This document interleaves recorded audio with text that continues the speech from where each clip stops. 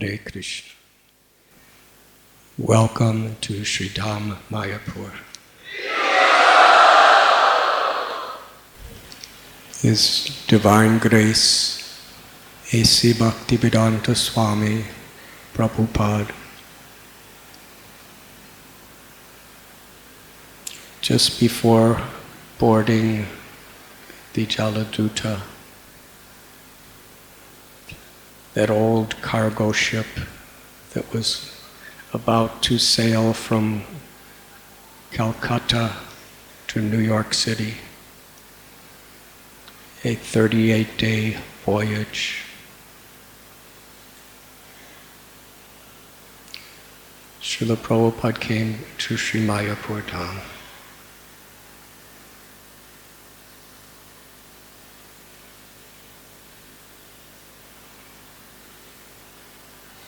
His son, Sri Vrindavan Chandra Dey, had told us that when Srila Prabhupada boarded the Jaladuta, the King George dockyards in Calcutta, he was wondering how will his father survive. When Srila Prabhupada was in Calcutta, he was just staying in a simple dharamshala for sadhus.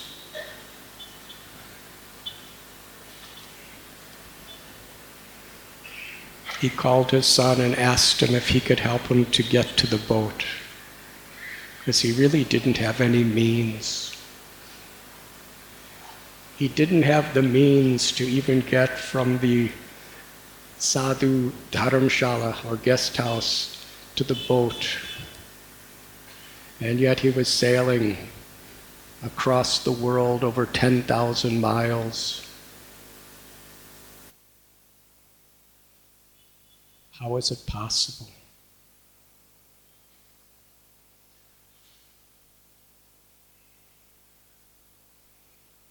On the Jaladuta, Srila Prabhupada,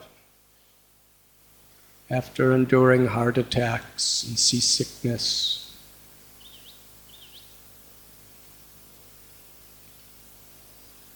he told us sometimes there were so many storms in the ocean and there was nothing around. He said it seemed like he was inside a little matchbox as the waves were tossing him and the boat up and down and up and down.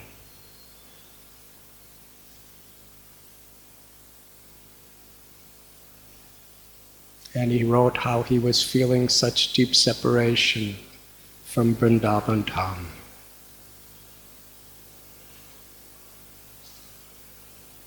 And his beloved deities of Radha Damodar, Radha Madan Mohan, Radha Govinda, Radha Gopinath.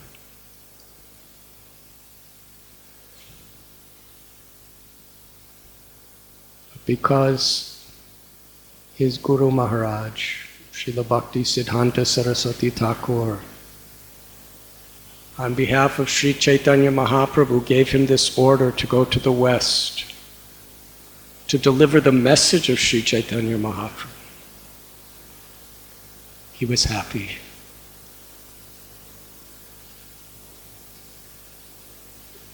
Just near Boston, in America, he wrote those beautiful prayers where he presented himself before Krishna as a beggar, an insignificant beggar, begging for Krishna to make him his puppet so he could dance in any way Krishna desired for him to dance.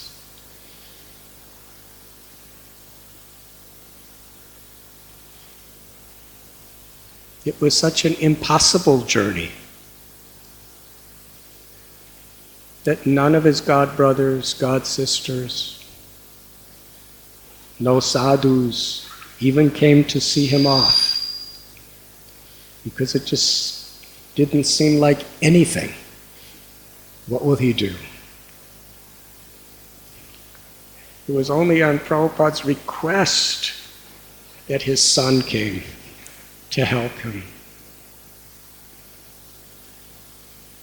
Srila Prabhupada was embarking on 69, 70 years old.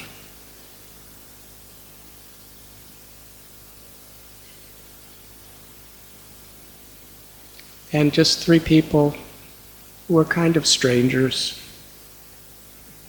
from the steamship or the cargo ship company came to make sure everything was all right. It was a very simple departure.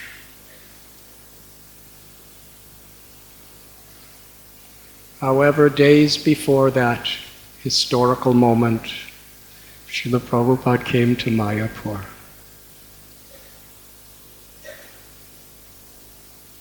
There, he spent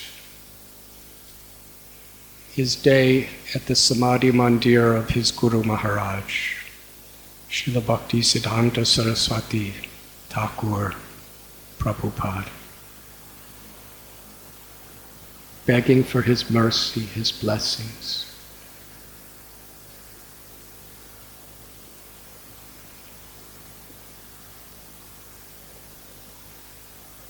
With the will to serve under any circumstance.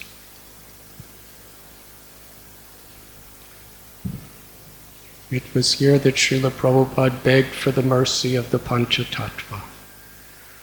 Shri Krishna Chaitanya Prabhu Nityananda Sri Advaita Gadadhara Shivasadi Gaura Bhaktivinoda.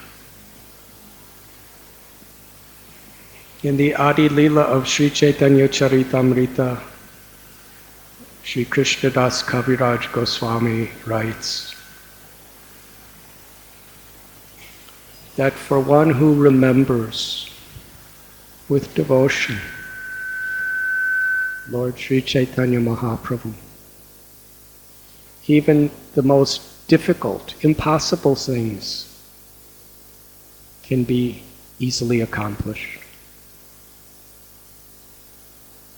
But for one who forgets the Lord, even the easiest things become very difficult. And obviously, Srila Kaviraj Goswami is not talking about material accomplishments.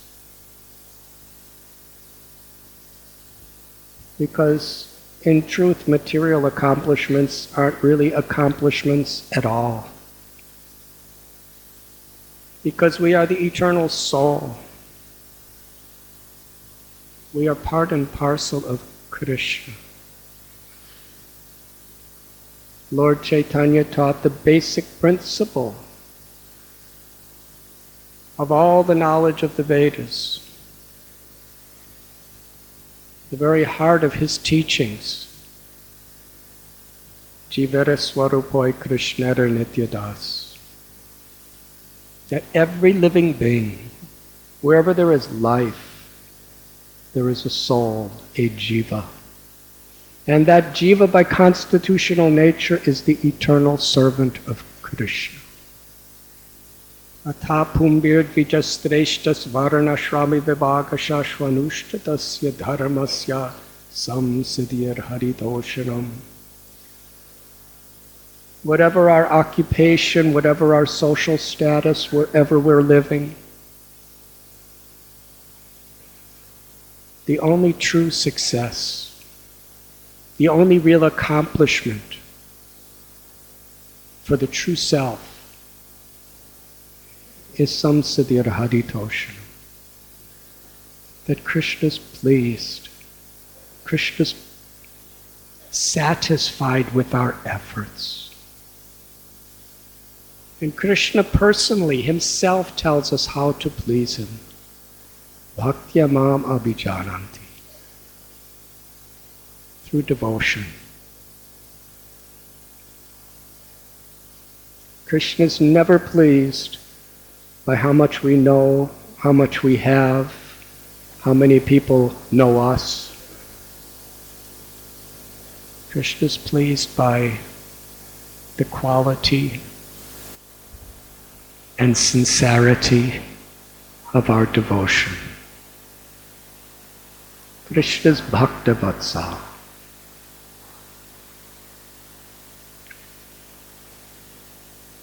Sri Chaitanya Mahaprabhu tells to the Goswamis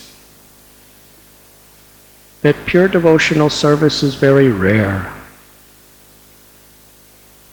And the reason it's so rare is we cannot achieve it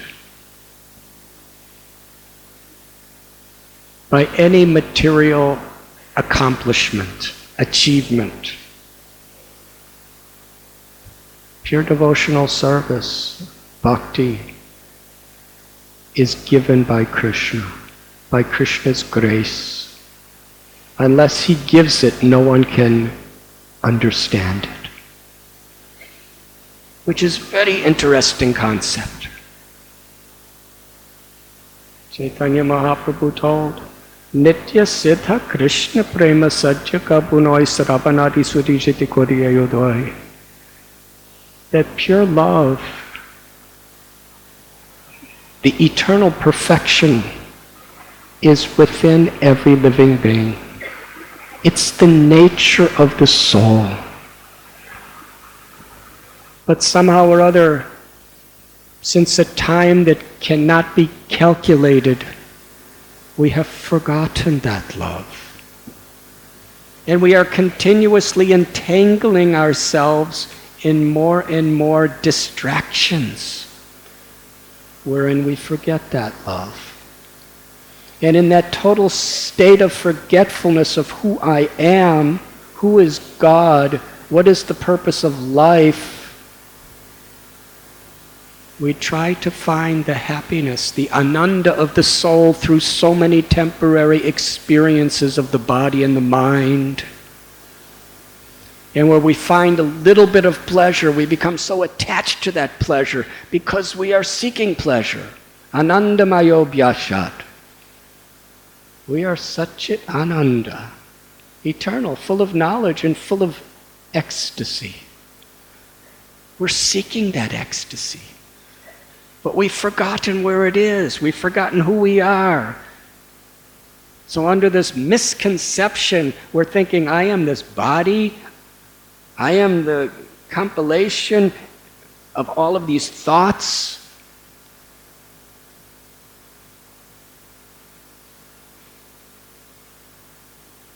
We're thinking I'm a particular species of life. I'm from a particular country, I'm from a particular sex, a particular social background. And we think that I am the enjoyer, the controller, the proprietor. This is the basic principle of bondage. I am the enjoyer, the controller, and the proprietor. And birth after birth after birth, we commit so many offenses to other beings, trying to enjoy, trying to control, and trying to possess.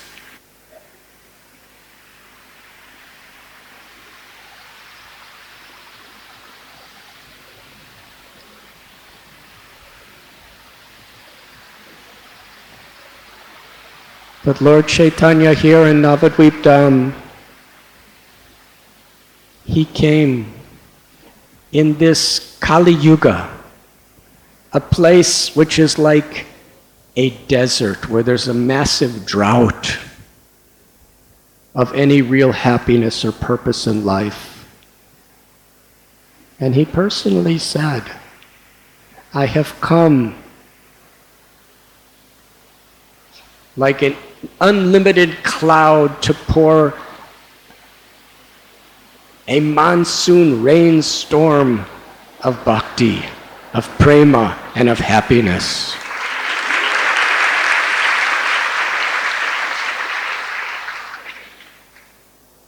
Through the chanting of Krishna's holy names.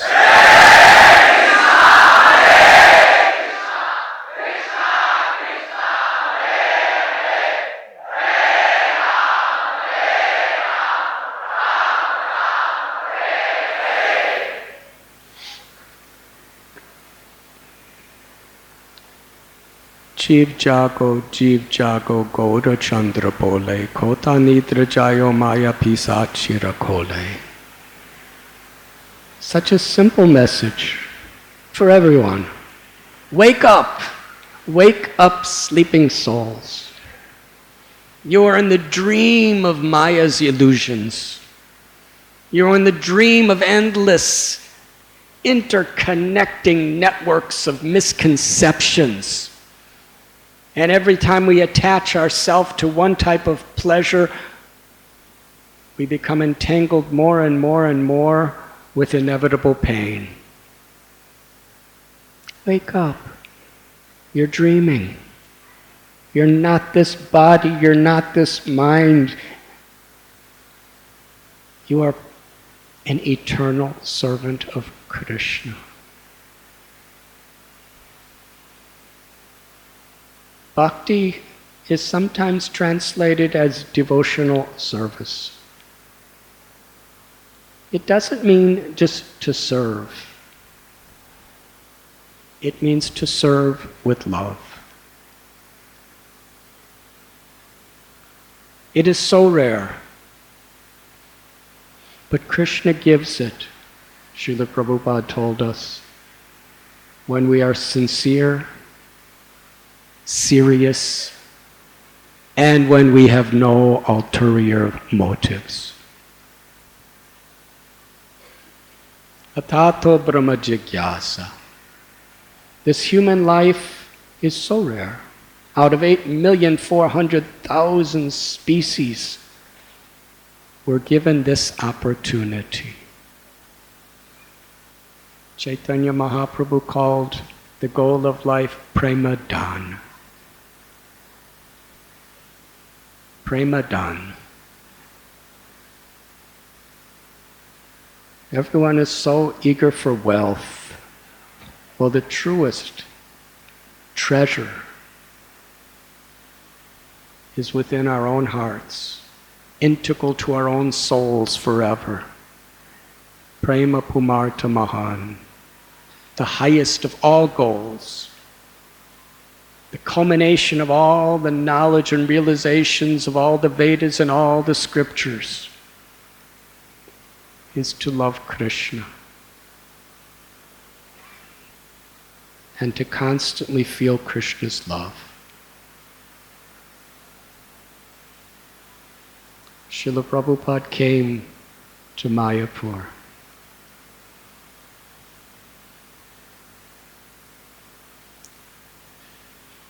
Because it was the mission of Sri Chaitanya Mahaprabhu and Nityananda Prabhu that he was giving his life to fulfill.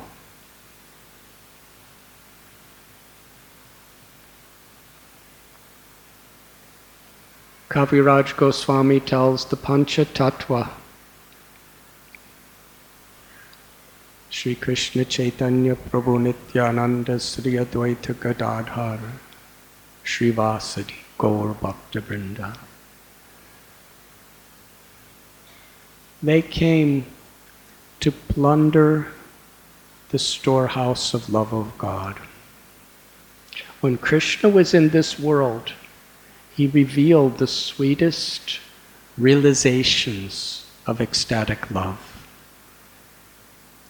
Only once in a day of Brahma does Krishna appear as Govinda in his original form from Goloka Vrindavan.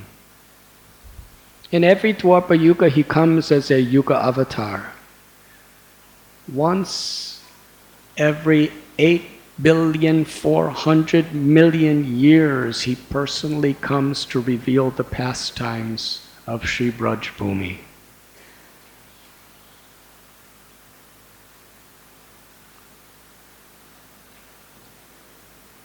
The Madhurya Ras, the loving exchanges where the Lord's majesty, his power and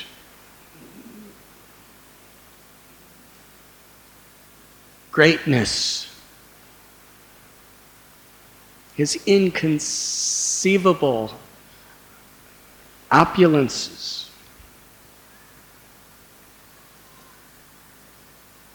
are expressed through sweetness, through his beauty, and through his love.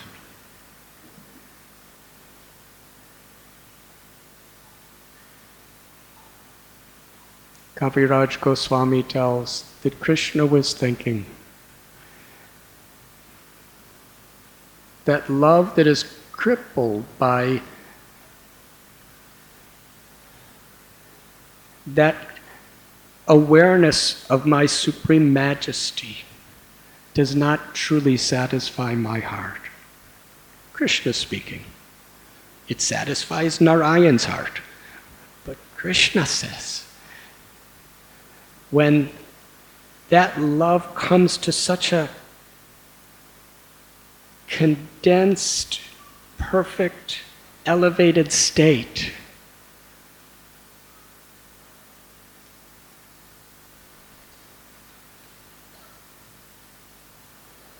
we don't love Krishna because he's God. We love Krishna because he's Krishna. We cannot take this cheaply. It can only truly be realized when we are completely purified of all material ego and all desires.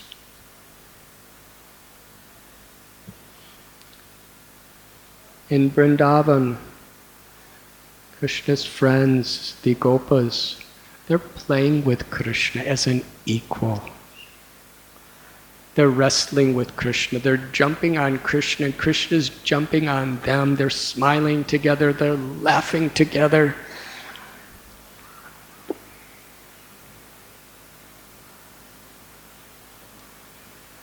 When they have something nice that they're eating, they want to share it with Krishna. They take it out of their mouths and say, Krishna, try this. And Krishna eats their remnants. No one in Vaikuntha will dare to do that. But in Vrindavan they are doing. And Krishna, he enjoys the food out of the mouth of the cowherd boys even better than all of the offerings of the great Yajnik Brahmins of this world. The offerings in the heavenly planets, even in Vaikuntha.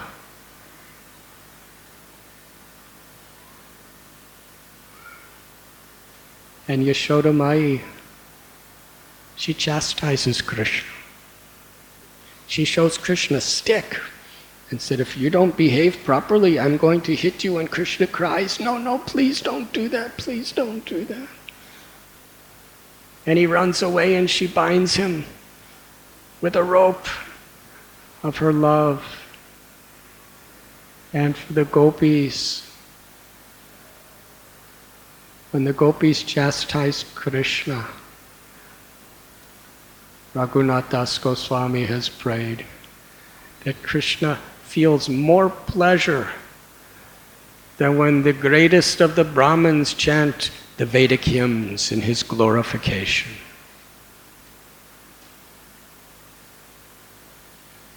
They're very simple. They're making flower garlands. They're making bhoga, food.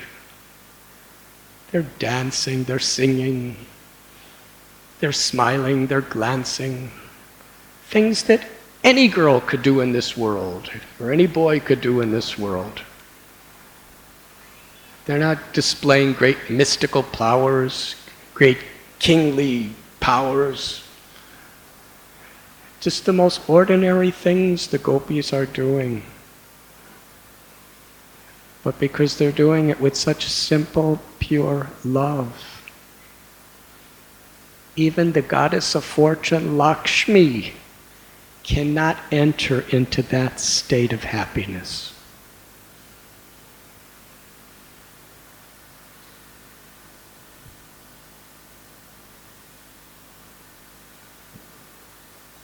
Krishna revealed those pastimes when he appeared in this world. with his beloved Sri Radha and the Gopas and Gopis.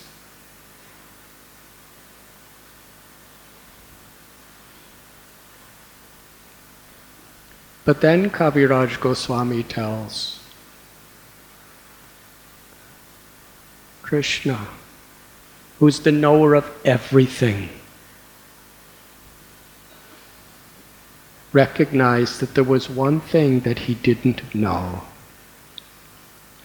Vedaham samadhitani vartamanani charjana babashani chibutani mam tu bedana kashjana. Krishna tells in Sri Bhagavad Gita that he knows everything. He knows everything that's ever happened in the past, in all universes, in all the spiritual and material worlds. He knows everything that's happening now. Every thought, every word, every action, every drop of rain that falls, every flake of snow that falls. He knows what every fish is doing in the ocean, what they're thinking, why they're thinking it. He knows the mind of every mosquito. And he knows every thought and word and action of each and every one of us. And he never forgets anything.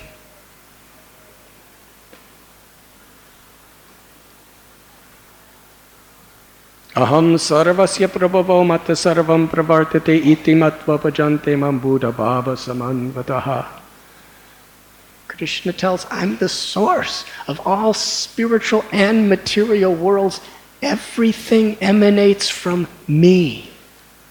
The wise who know this perfectly engage in my devotional service, my loving service, and worship me with all their hearts. That is Krishna.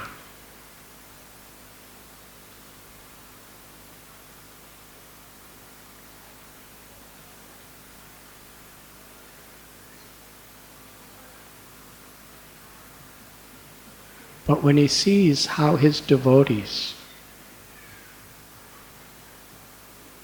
within this world, they are willing to give up everything and anything just to please Krishna.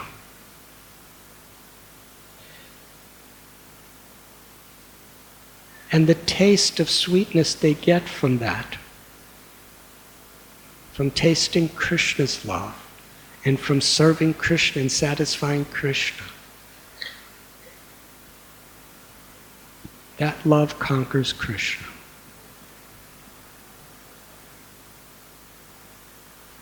And the source of all love forever is Krishna's Hladini Shakti, Srimati Radharani. Radha Krishna Pranaya Vikratir Hladini Shakti Rasma. The absolute truth is one. There is one God, the root of all existence.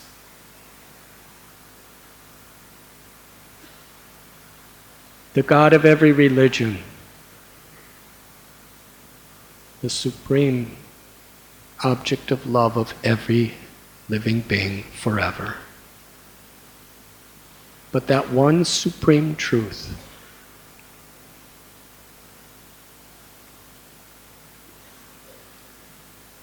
is eternally in two forms for the purpose of exchanging love. Rasaraj and Mahabhav, Sri Krishna and Sri Radharani. Radha is Krishna, his energy of love, the source of all compassion, the source of all forgiveness, the source of everything that gives pleasure to Krishna.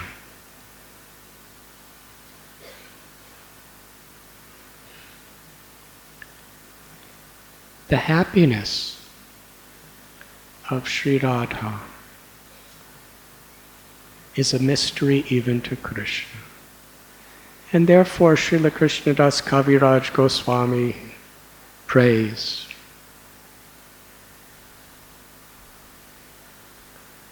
to understand the glory of Srimati Radharani's love, the wonderful qualities in him that she alone relishes through her love, and the happiness she feels when she realizes the sweetness of his love. Lord Krishna, richly endowed with Sri Radha's emotions, has taken birth from the womb of Sachimata as the sun emerges from the ocean.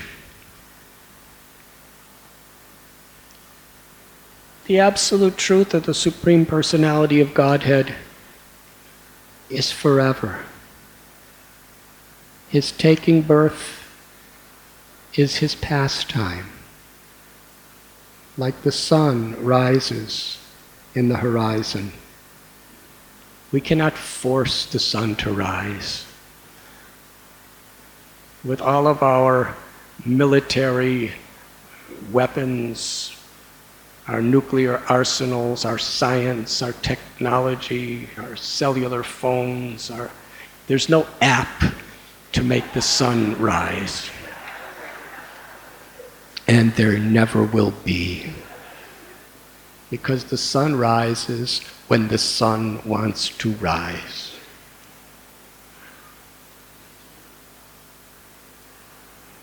And the sun is ever existing. When we don't see, the sun is there somewhere else. It's just not within our vision. So similarly, when Krishna appears in this world, he appears to our vision by his own lila, by his own pastime, to exchange the motherly and fatherly love with Vasudeva, Devaki, Nanda, Yashoda. And here in Navadvip, Sri Mayapur, he appeared as the son of Sachi Devi and Sri Jagannath Mishra. Namo Mahabharanyaya Krishna Prema Pradayate Krishnaya Krishna Chaitanya Namane Gaudatveshe Namaha. Sri Rupa Goswami composed this verse at the holy place of pilgrimage of Prayag, where the Ganga, Yamuna, and Saraswati meet. He's declaring Sri Chaitanya Mahaprabhu to be the most merciful, most magnanimous of all incarnations, even more than Krishna. How is that? How can anyone be more merciful than Krishna? The only person who could be more merciful than Krishna is Krishna. And that's what he does. He appears as Sri Chaitanya Mahaprabhu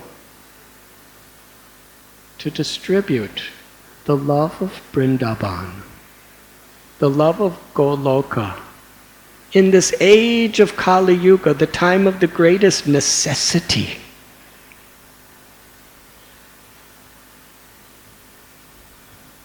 along with his associates, the Panchatattva. They broke open that treasure storehouse of love of God. Because in Vrindavan and Krishna's Leela, the highest experiences of Madhurya Ras, of that sweet, perfect, all-inclusive love, but there was a seal. Only those who were the eternal associates of Krishna in Vrindavan could share it with Krishna. But the Panchatattva broke that seal, and they tasted the contents. And tasting that contents, they went into transcendental ecstasy. And how did they express that ecstasy? By dancing and chanting Radharani and Krishna's holy names.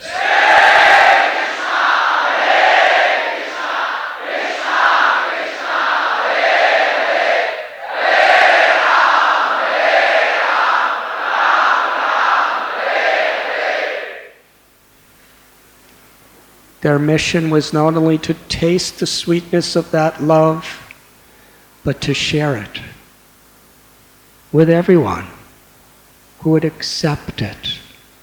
The Panchatattva did not consider who was fit to receive it and who was not fit.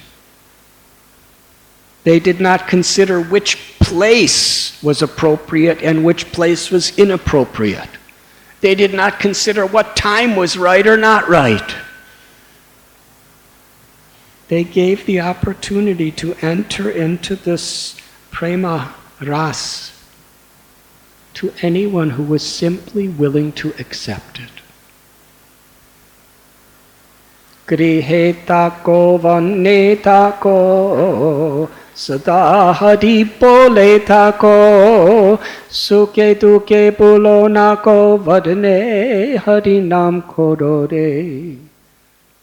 Thakur Bhaktivinoda explains it in this way. Whether one is living with a family, a husband, a wife, children, a job,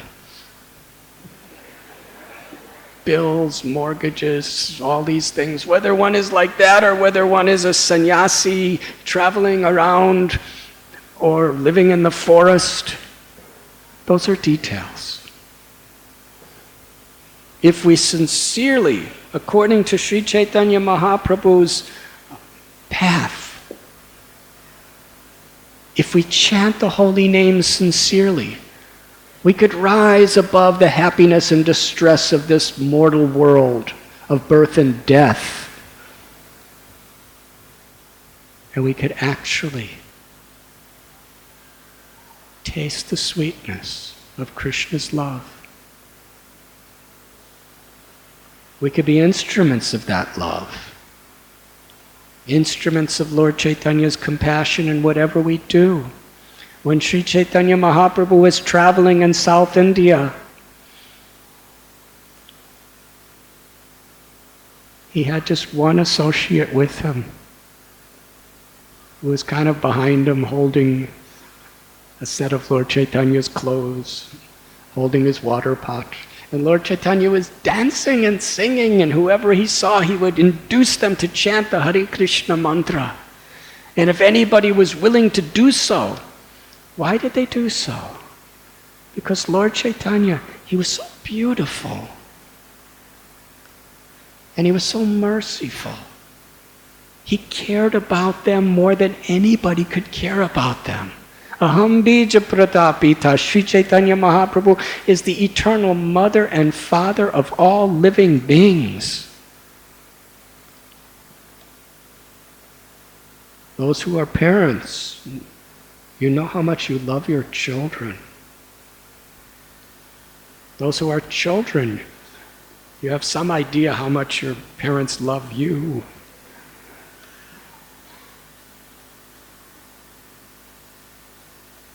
But where does that love come from? It comes ultimately from Sri Radha. Radharani and Krishna are the supreme mother and father of all living beings.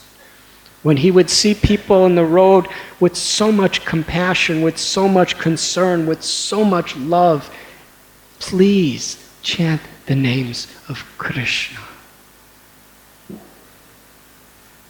His heart was weeping to see people suffering the illusions of the happiness and distress of this world.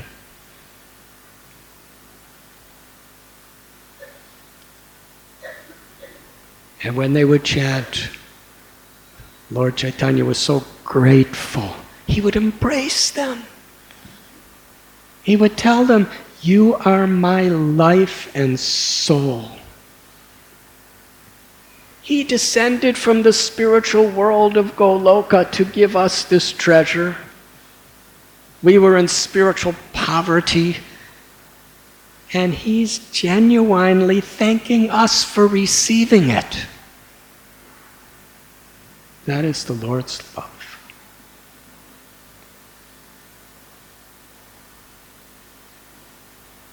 And the only thing he asked from anyone, chant these names of Krishna, and whoever you meet, share this message with them.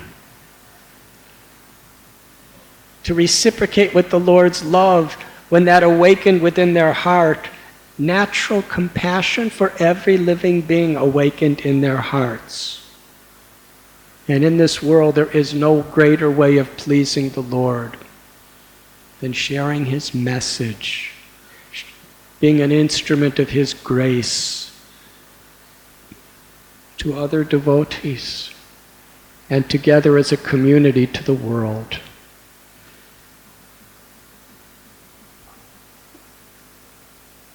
Krishna.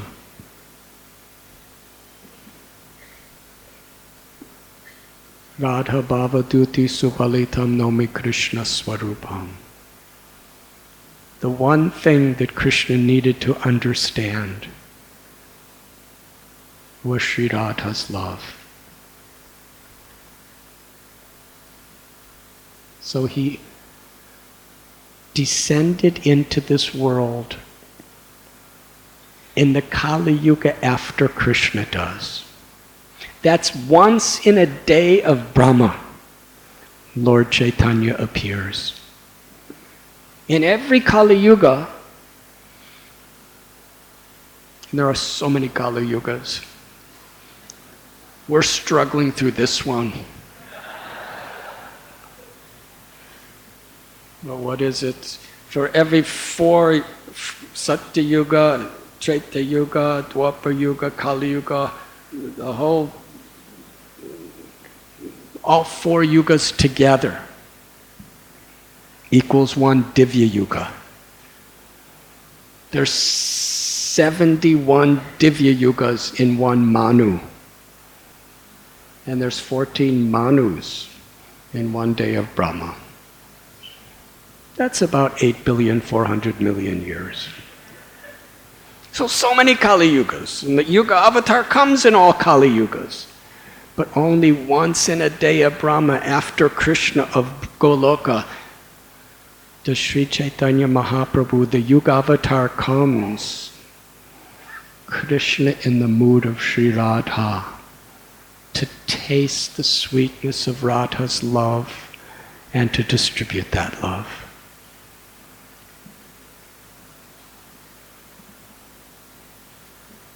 He appears in Mayapur. Mayapur is within the island of Antardvip, among the 9 islands of Navadvip. Srila Prabhupada explained of all the different places in the universe, the earth is very special because the Lord incarnates so many times on earth. In all places on earth, Bharatvarsha is most special and holy because the Lord has appeared in so many direct incarnations of Ram, Krishna. And in all places in Bharatvarsha, Gaur-mandala Bhumi is most sacred because it is here that the Pancha Tattva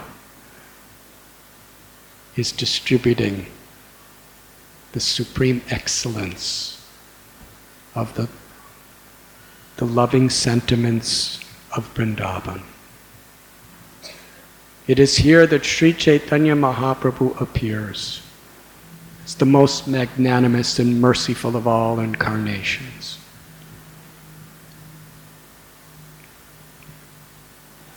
And during the month of Kartik, we are all so blessed to be together. During this yatra,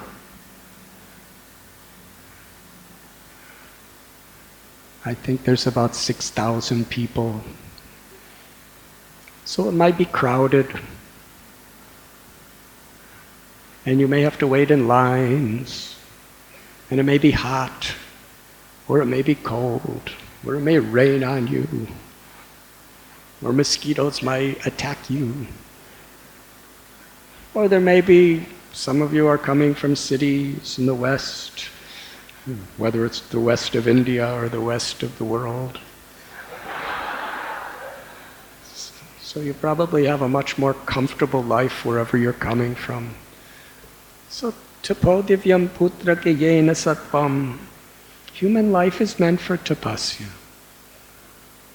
It's very nice when we make some sacrifices. But we benefit from those tapasyas when we have a grateful heart. We have come here not to enjoy. We have come to serve. You will make progress as you help other people become happy, other devotees. Just to be grateful. I'm here. I'm in Navadvip, Mayapur, in the month of Kartik. I'm in the place that Srila Prabhupada dreamed to bring the whole world. Bhaktisiddhanta Saraswati Thakur made his headquarters of this whole mission, Gaudiya Math, at the Sri Chaitanya Math here in Navadvip, Mayapur town. Bhakti Vinod Thakur made this his residence. And he had that incredible vision where he saw, and this is at the latter part of the 19th century and early 20th century, he could see Lord Chaitanya and Lord Nityananda Prabhu's prediction being fulfilled. That in every town and every village, Krishna's name would be chanted. And devotees from Bengal, devotees from all parts of India, devotees from Russia and America and Europe and Africa, devotees from all parts of the world as brothers and sisters, united in their hearts, transcending all their material differences, blissfully, in kirtan, with one heart, with one voice, raising their arms and loudly chanting the holy names of Krishna.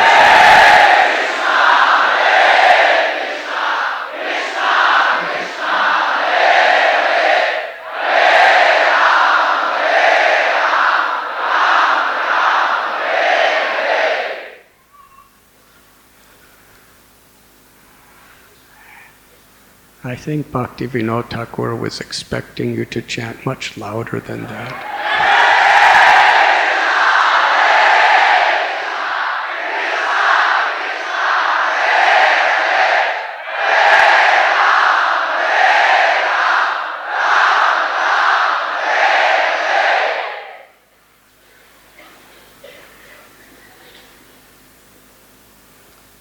So Sri Bhaktisiddhanta Saraswati Thakur made this his headquarters. He started over 64 mats all over India. He sent devotees to Germany and to England. And in 1922, when he first met Srila Prabhupada, he gave him the instruction. You are an intelligent young man. Spread the message of Lord Chaitanya in the English language all over the world.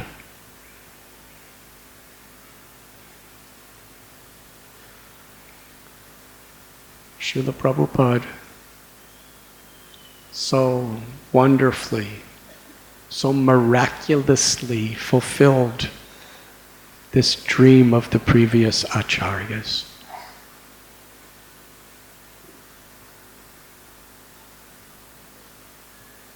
So while we are here, the duration of this yatra, let us truly be here. And that means to make certain commitments that we're determined to follow,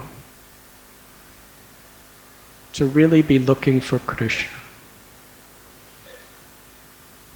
Not coming as controllers, but coming as beggars. begging for mercy. In a prayerful mood we come here. We come here to immerse ourselves, to absorb ourselves in hearing Hari Katha, absorbing ourselves in hearing and chanting and kirtan, absorbing ourselves in remembering Krishna and praying to Krishna. Sri Bhakti Siddhanta Saraswati Thakur told us, do not try to seek Krishna. Try to serve Krishna in such a way that he's pleased to see you. Gopi Bharatur Pada Kamalayora Dasa Dasa Anudas. We don't come here to enjoy. We come in the mood of the servant of the servant of the servant. No prajalpa. No unwanted gossip. Kali Yuga is the season of gossip. Yes, just like you have monsoon season here in India. Kali Yuga is like monsoons of the tendency to find faults in others. Raghunath Das Goswami said, this type of gossip, this type of fault finding, this propensity to drag other people down, to find faults in them, it's like a ghost that steals away any propensity for real devotion. If we have that inclination to find faults with others, whatever devotion we have can only be a shadow. To uplift people, that is the principle of Sri Chaitanya Mahaprabhu. And that's why we have come here. To absorb ourselves in uplifting one another, in seeing every devotee as Krishna's devotee and try to uplift them. And in uplifting others, we uplift ourselves. Let us be absorbed in these wonderful teachings that our acharyas have entrusted to Srila Prabhupada to give to us.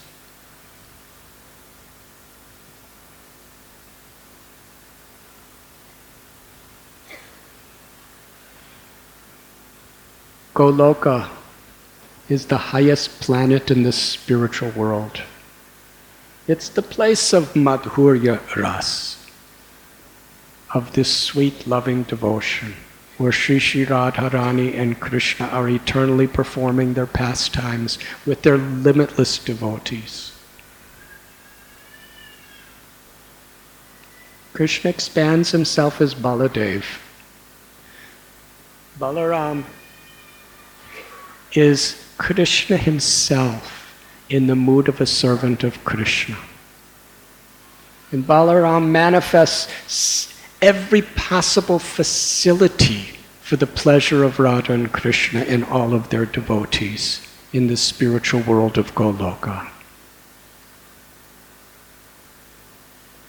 And then that same Baladev expands himself as Narayan in Vaikuntha, where the Lord is worshipped with this great majesty. And there, Narayan, in the pure devotion of all of his associates, is eternally engaged in such loving exchanges.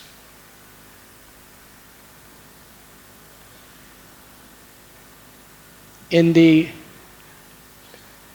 outer realm of the spiritual world is Brahman, the Brahmajyoti, this spiritual sky. From Goloka to Vaikuntha, the effulgence of Krishna's body limitlessly shines everywhere as the Brahmajyoti. It is the spiritual sky where there is no suffering. At the same time, there is no personal loving exchanges. So this Brahman realization is a partial realization of spiritual liberation.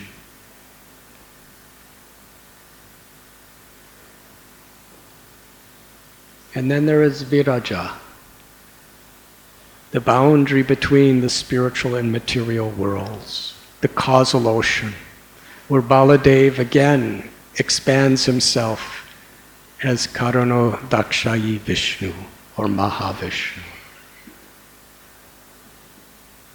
Simply by his will, the entire cosmic manifestation of the material world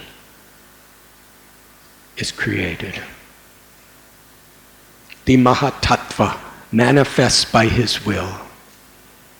Within that Mahatattva, by his mere glance, he impregnates material creation with all living entities who are to be born within this material world.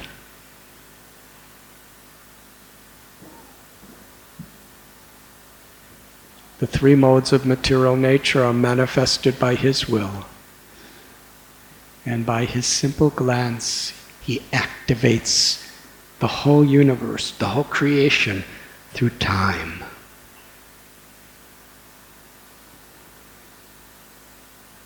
He expands himself in each and every universe which are coming out of the pores of his body limitlessly as Garbhodakshayi Vishnu. From him, Brahma is born. Brahma's confused, bewildered. He doesn't know who he is. He doesn't know where he is. He doesn't know what he's supposed to do. Just like us, when we're honest. And Narayan himself becomes the guru of Brahma to teach him. Tene Brahma Hridaya Adakavaye Muyanti Yat Surya.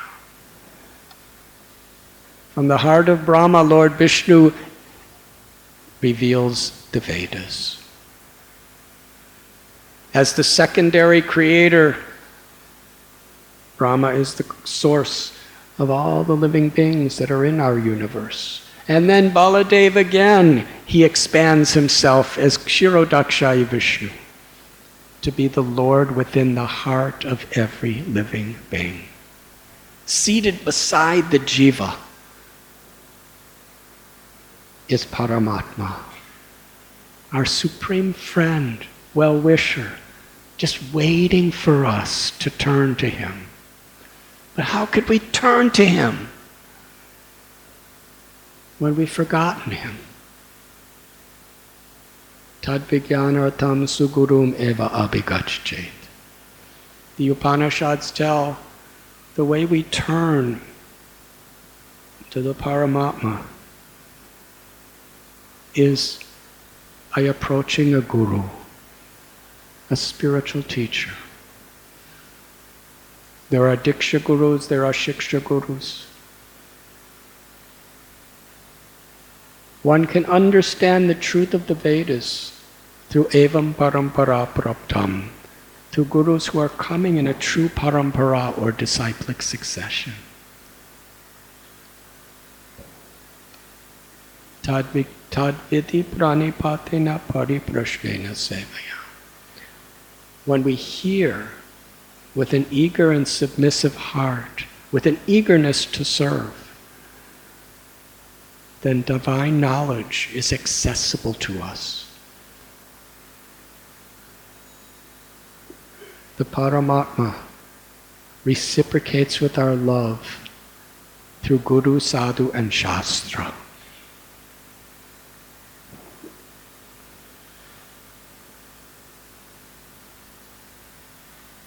Sri Chaitanya Mahaprabhu himself, he appeared in the role of a devotee to teach us by his example how to be a devotee. Srila Prabhupada, he explained it in this way, that when a teacher wants to teach a little child the alphabet. The teacher says, this is how you make A, this is how you make B, and this is English. The teacher doesn't need to go through this exercise. The teacher knows, but goes through the exercise just to show us. So similarly, Lord Chaitanya appeared in the role of a devotee, and all of his eternal associates who descended from the spiritual world came in the roles of devotees, just to teach us how to be devotees. They were all servants of the servants of the servants. So many of Lord Chaitanya's associates, all of them had gurus, including Lord Chaitanya. And there were so many different gurus.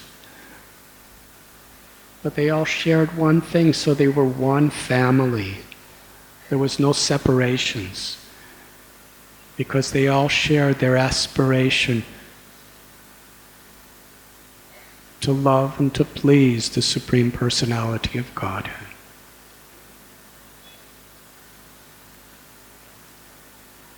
Krishna is pleased when his devotees have friendly relations with each other, with Krishna in the center.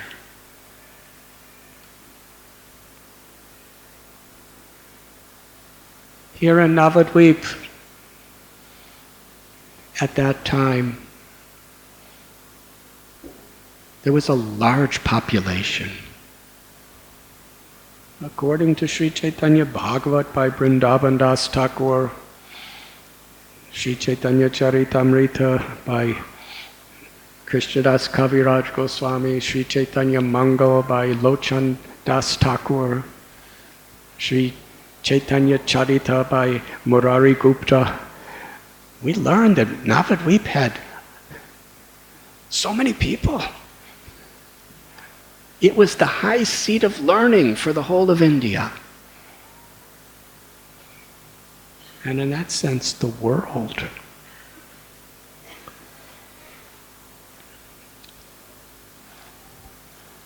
There were 6 systems of philosophy. And Nyaya, only the pundits in Mithila could teach it, because they had the only scripture that taught it. And they were very protective not to let anyone copy that scripture. So if you wanted to learn it, you had to go there. In order to be the highest place of learning, you had to have the authority to teach all the different systems. There was a young man named Sarvabhauma Bhattacharya. He was actually an incarnation of Brihaspati, the guru of the Devatas. He went to Mithila, and he had such a memory. He listened to the scripture and memorized it. No one in the universe could do that. He listened and memorized it and came back to Navadvip and wrote it all down. Thousands of pages. And then Navadvip was given the title of the supreme highest place of learning in all the world. If you had a degree from Navadvip, what prestige that was. There was so much wealth, so many luxuries, and so many Brahmins and teachers here in Navadvip. There were literally millions of people. There were bathing ghats, where thousands and thousands of people at a time were constantly bathing, and they were all over. The students, Vrindavan Das Thakur tells, that Saraswati specially blessed Navadvip because she knew that Lord Chaitanya was going to come. She blessed the people here with such incredible knowledge. The teachers could teach like nowhere else, and the students could learn like nowhere else. It was by Saraswati's grace. And students were so clever, so intelligent, so shastric. They would debate with their teachers. And sometimes they won. You're not supposed to do that. But everyone was so proud. And due to the infatuation of comfort and fame and so much learning, because there was no greater prestige than knowledge. Now people are famous because they're good actors or actresses, or they're good singers, or they're good musicians, or they're powerful, or they're politicians. But in Navadvip, it wasn't about being a good athlete. It was knowledge. And there was so much knowledge. Everyone was always arguing with each other. Because everyone wanted to show how great they were. The more you have, the more you want to prove it to others. And through this process, people became so spiritually degraded. It was all about ahankar, ego. Queen Kunti, Janmaishwaraya Shrutishribir Edamana Madapuma Naivar Hativadatumbai Tvam Akinchana Gocharam. That the greatest disqualifications for real devotion is too much beauty, too much wealth, too much fame, and too much knowledge. Those things in themselves can be wonderful assets for devotional service, but they become disqualifications when we become proud, when we think this is mine. Srila Prabhupada tells the story, Punar Mushtaka Bhava. We're all like little mice. And Krishna can make us into a great lion. But if we think this power is mine, it's just a matter of time till we become a mouse again.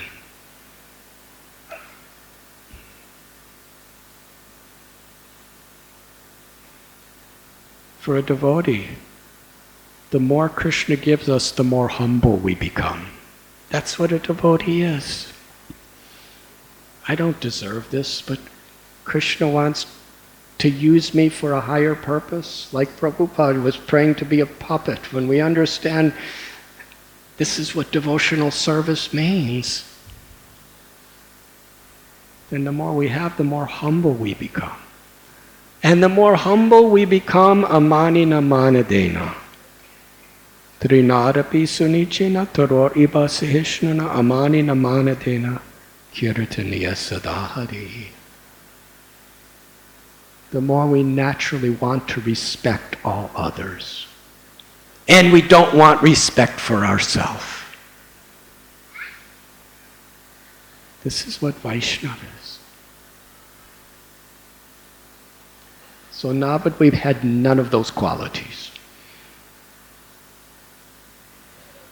People were so enamored by material energy. They had their concepts of religion sometimes, but they would worship different demigoddesses, like the snake goddess Vashuli. For wealth, for knowledge, for power, for influence to control others. They would spend large amounts of money,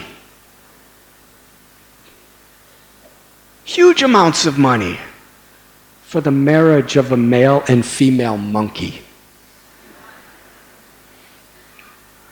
Now, monkeys are spirit souls, they're part of Krishna, we respect monkeys. But the monkey couldn't care less about a big marriage. They're going to do the same thing, whatever situation. It was just, they just didn't know how to utilize what they had. Instead of using their money to help people, to elevate people's consciousness, for the marriage of cats and monkeys, they'd spend lavishly on so many useless things.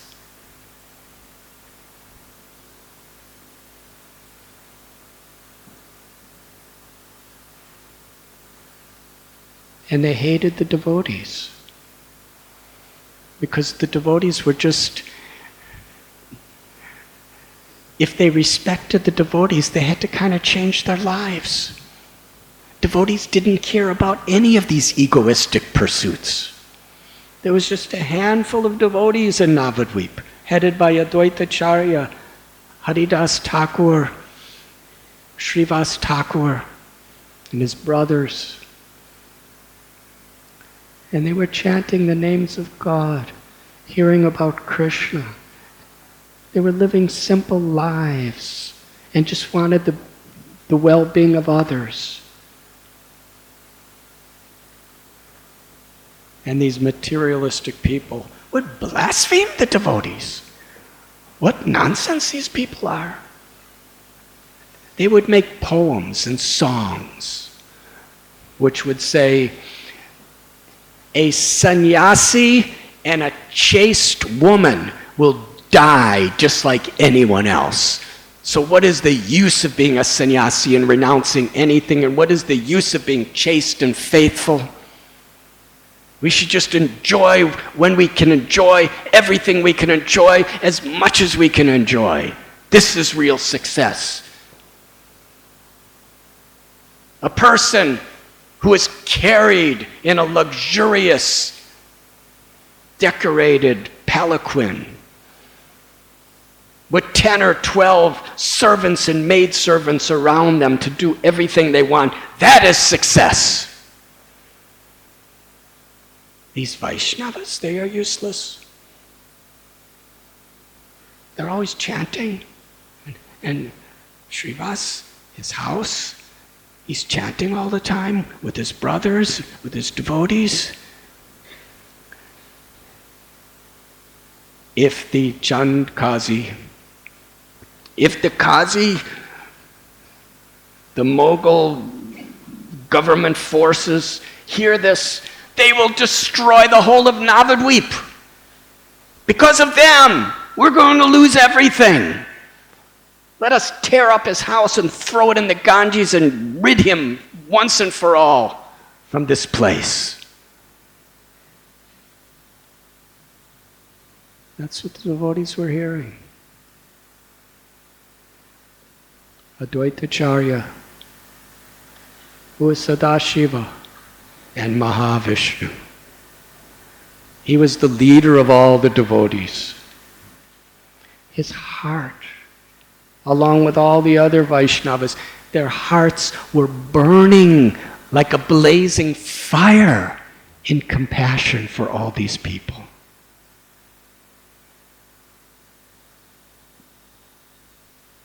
Srivas and his brothers were chanting kirtan in their house, praying for the Supreme Lord to descend to deliver the people of the world in Kali Yuga. And Advaita Prabhu, he was living sometimes in Navadvip, sometimes in Shantipur. He had read from the Gautamiya Tantra that if one offers tulsi manjaris and the water from the Ganga to the Supreme Personality of Godhead, the Supreme Lord will fulfill his desires.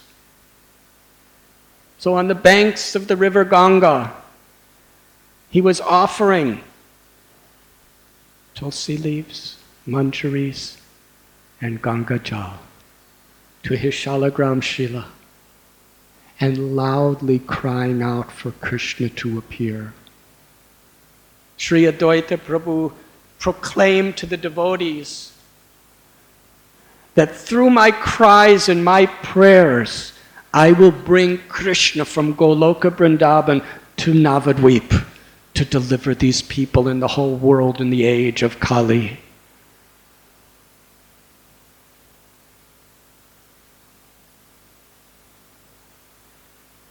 Seeing the condition of the world around us, Advaitacharya felt such profound compassion for each and every one of us, because Advaita Prabhu was not just seeing what was going around Navadvip about 500 years ago. He was seeing 2017. He was seeing what's going on in the world today. He's seeing how Kali Yuga was unfolding, how much greed, how much manipulation, how much exploitation of Krishna's sacred property and Krishna's beloved children. It was burning his heart. He felt so much suffering in his heart for us that he vowed to fast. For long durations of time, he was fasting, he was offering his puja, and he was crying to Krishna to appear. Because he and all the other devotees, seeing the condition of Kali Yuga, they knew that no one but Krishna himself from Goloka Vrindavan can deliver the people of this age. Tears pouring from his eyes as he was praying and crying for us. Vrindavan Das Thakur tells, his prayers were not just loud in volume, but the quality and the depth of the sincerity and love of his prayers. It pierced through all the coverings of this material existence. It traveled beyond the Brahmajyoti, beyond Vaikuntha, to the eternal abode of Sri Krishna. And the Lord heard those prayers.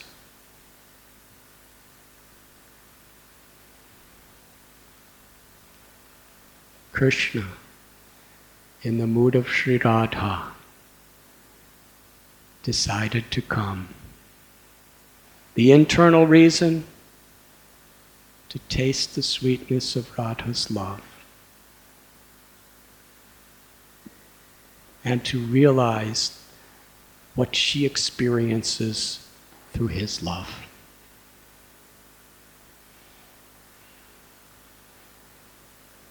The external reasons, to fulfill his prophecy in Bhagavad Gita. Paritranaya sadhunam vinashaya chaduskritam dharma samstapanaradaya sambhavami yuge yuge. That he will come again and again and again to deliver the pious,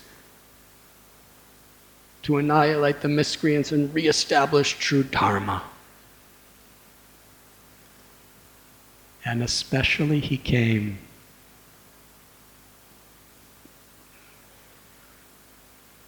to satisfy Advaitacharya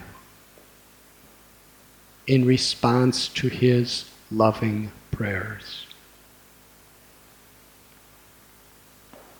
First, he sent many of his beloved associates to prepare the way for him. Sri Chaitanya Mahaprabhu sent Purandar Mishra, who was the father of Jagannath Mishra.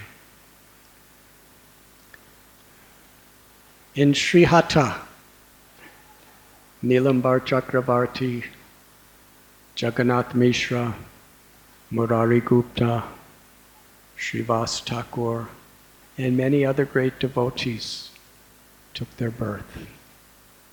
Srihata is in Bangladesh today. In Chattagong, Vasudev Dutt, Mukunda Dutt, Pundarik Vidyanidhi, appeared within this world.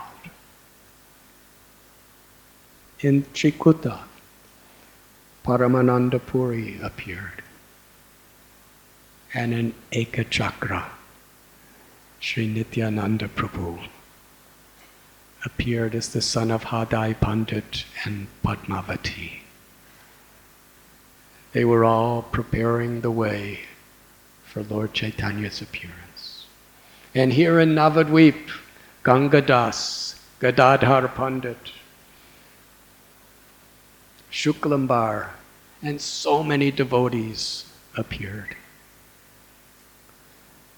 And by the Lord's own arrangement, little by little, gradually, they all gathered here in Navadvip.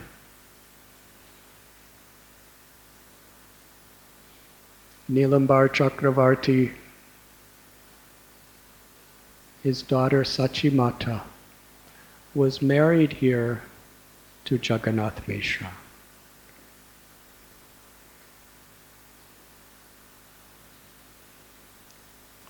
They had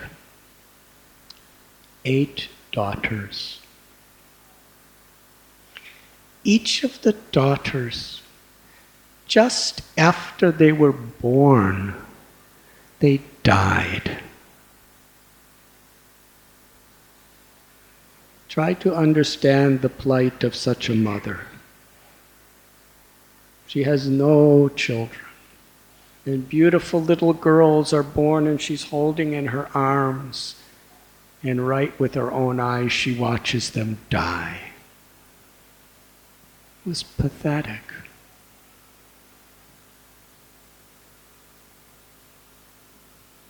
The only comparison is Devaki in Mathura, when she saw all of her sons slaughtered by Kamsa in the prison. Jagannath Mishra is non-different than Vasudev and Nanda Maharaj. He's the eternal father of the Lord.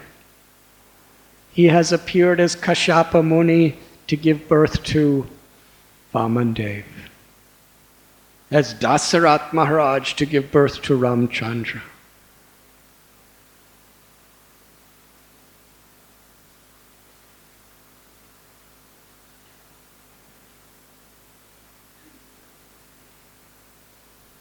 And Sachimata, she appeared as Yashoda, Devaki, Kausalya, Aditi, Atri Muni, and Anasuya. They are the eternal father and mother of the Lord. But they, by Krishna's arrangement, they didn't know that. In their loving pastimes of the Lord, they were not aware of their eternal nature. They just loved the Lord.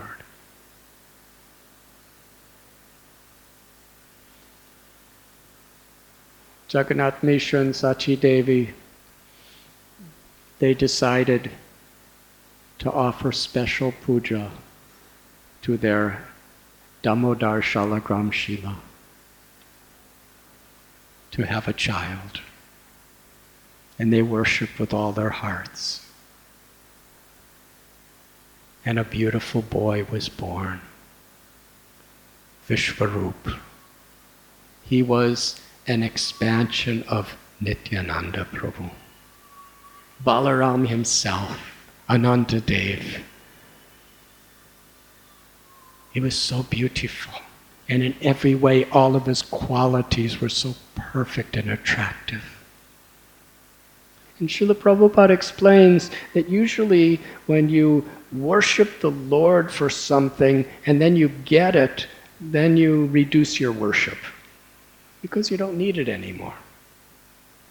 But Jagannath Mishra and Sachi Devi, they, as true Vaishnavas, in how they were teaching the world, after they had a son, they increased their worship and their puja to Damodar Sheela out of gratitude.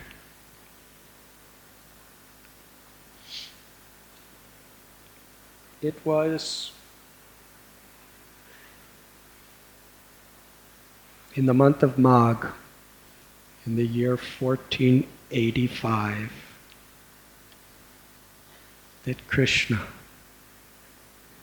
Radha Bhava Duti Suvalitam Nomi Krishna Swarupam, Krishna with the Mahabhav and the complexion of Sri Radha,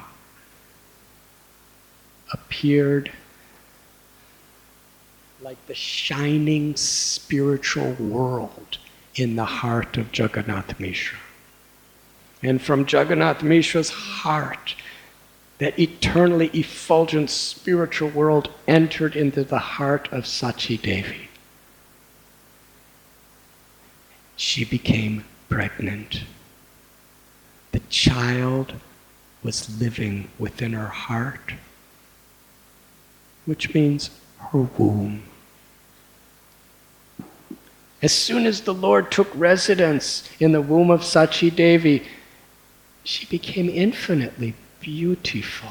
And everything auspicious was happening all around. Sachi Macha, sometimes she would have these visions of demigods and demigoddesses gathered in her little house where the Yoga Pita is now, offering prayers to the child in her womb.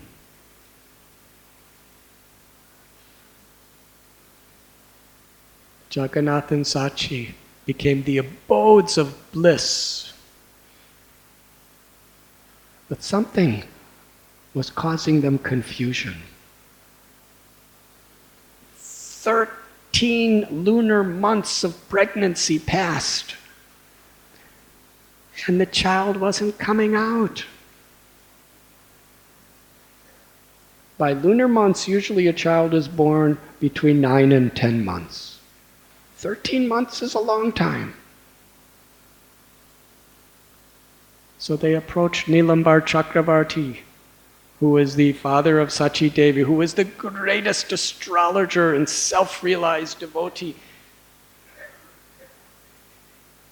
He did the calculations with his realizations. And he said, this child is very special.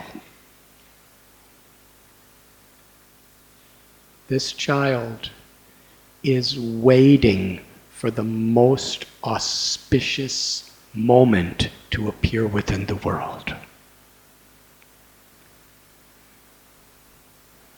That most auspicious moment was soon to come.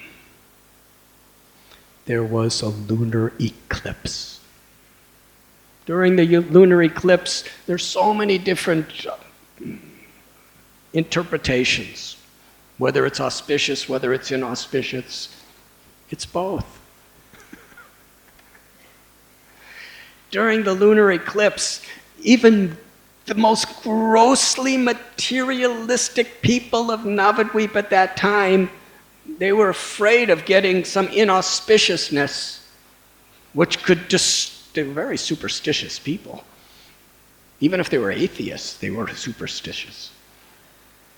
They didn't want to lose their money, they didn't want to lose their fame, they didn't want to lose their knowledge, they didn't want to lose anything that they were trying to hold on to in this world. So they would all go to the Ganges and loudly chant the holy names.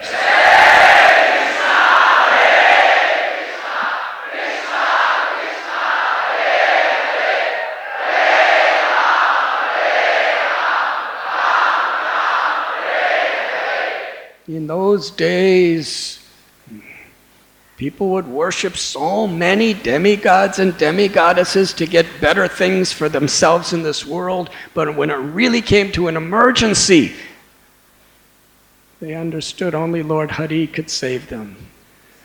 So no one was chanting any Devata's names. They were all chanting the names of Hari Hari.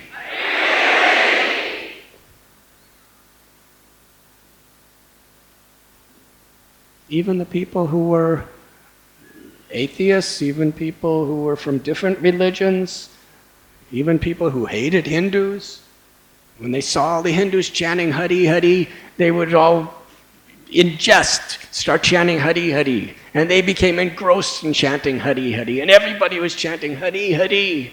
Hari. Advaitacharya and Haridas Thakur were together in Shantipur. It's very interesting.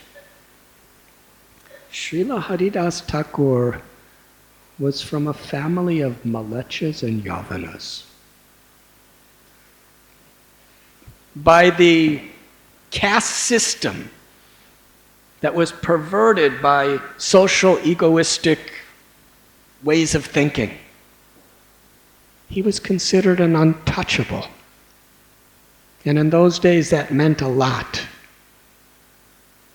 Advaita Prabhu was the leader of the entire Brahman community. Haridas Thakur was being persecuted everywhere he went. He was born around Bhutan, which is now Bangladesh, in Benapole.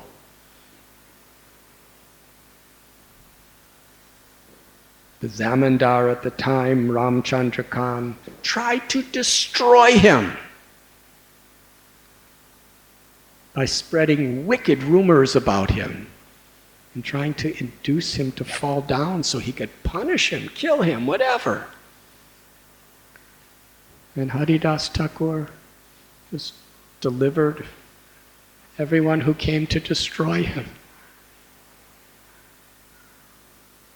He went to Chandpur, Krishnapur, and there he was asked to give a talk about the holy names, and he was giving a talk, and some Brahmins started blaspheming him.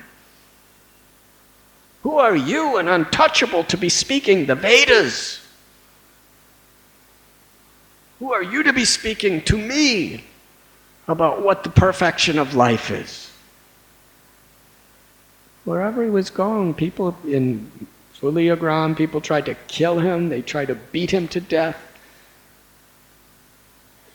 And yet Advaita, the king of the Brahmins, and a person from untouchable social division, Haridas Thakur, they were the best of friends. Advaitacharya, at his Shraddha ceremony, he gave, in front of all the greatest of the Brahmins of Shantipur, he gave Haridas Thakur the highest honors, publicly. This was revolutionary. Why? Because they weren't concerned with these external features. Advaitacharya understood saragrahi, the essence. How does one love Krishna? What are the qualities of one's humility, one's compassion, and one's devotion? That's all that really matters. That's what makes a person exalted.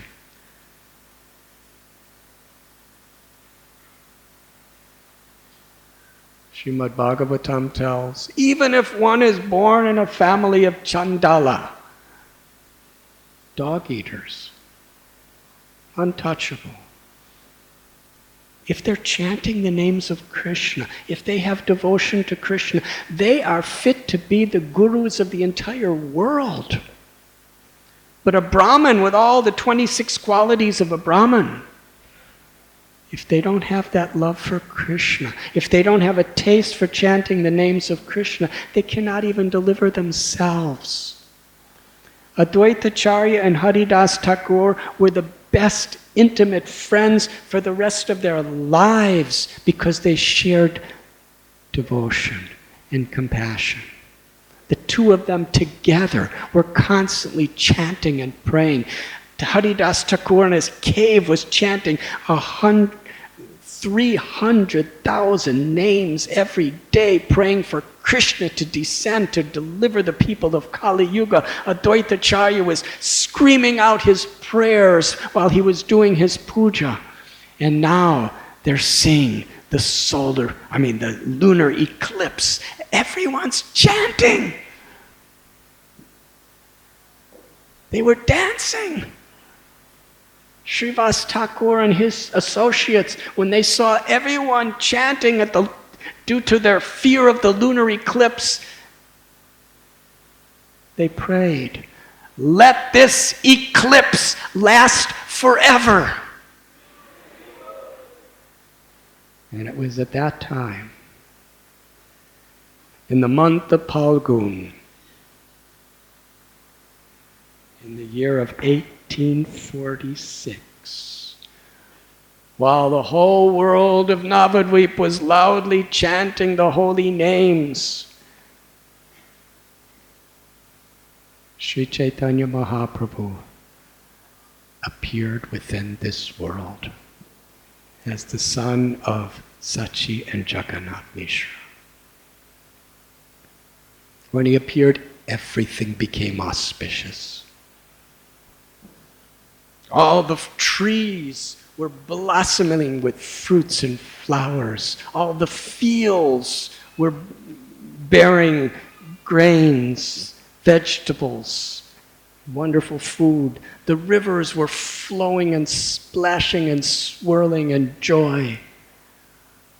The birds were singing in all directions. All the astrological signs, all the planets formed in their most perfect, auspicious ways. But most of all, Lord Chaitanya came to inaugurate the Harinam Sankirtan movement. And he actually did it from the very moment of his birth. Shri Gauranga Mahaprabhu ki jai.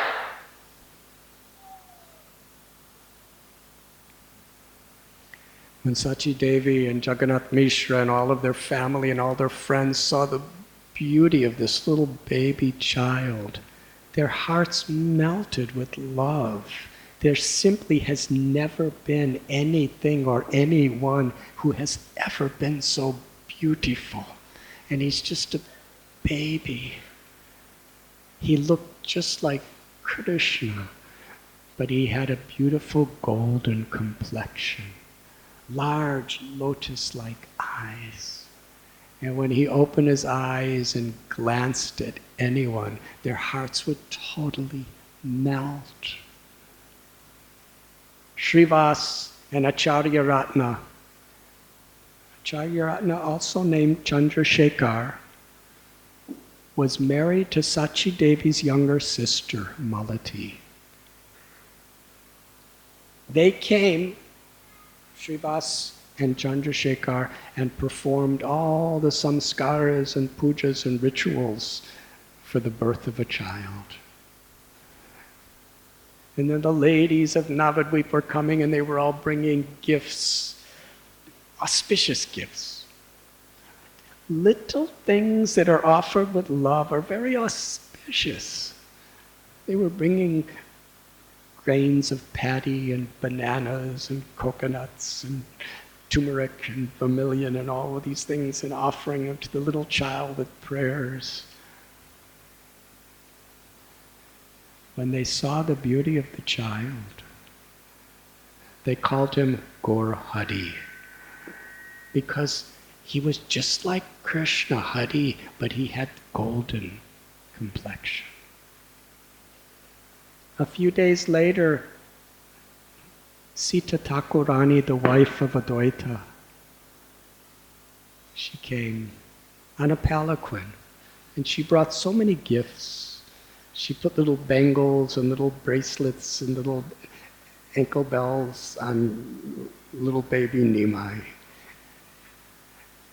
And she was so concerned, because 8 daughters had already died of Sachimata. Because the child was born under a neem tree. And because the nature of a neem tree is it counteracts the effects of bad spirits. Sita Thakurani gave him the name Nimai.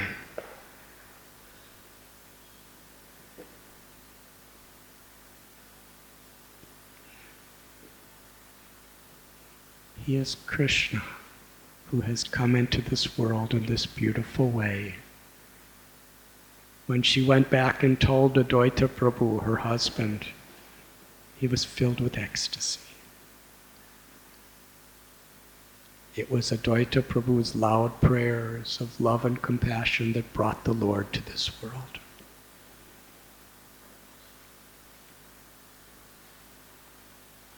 Soon after, they decided to have the name-giving ceremony.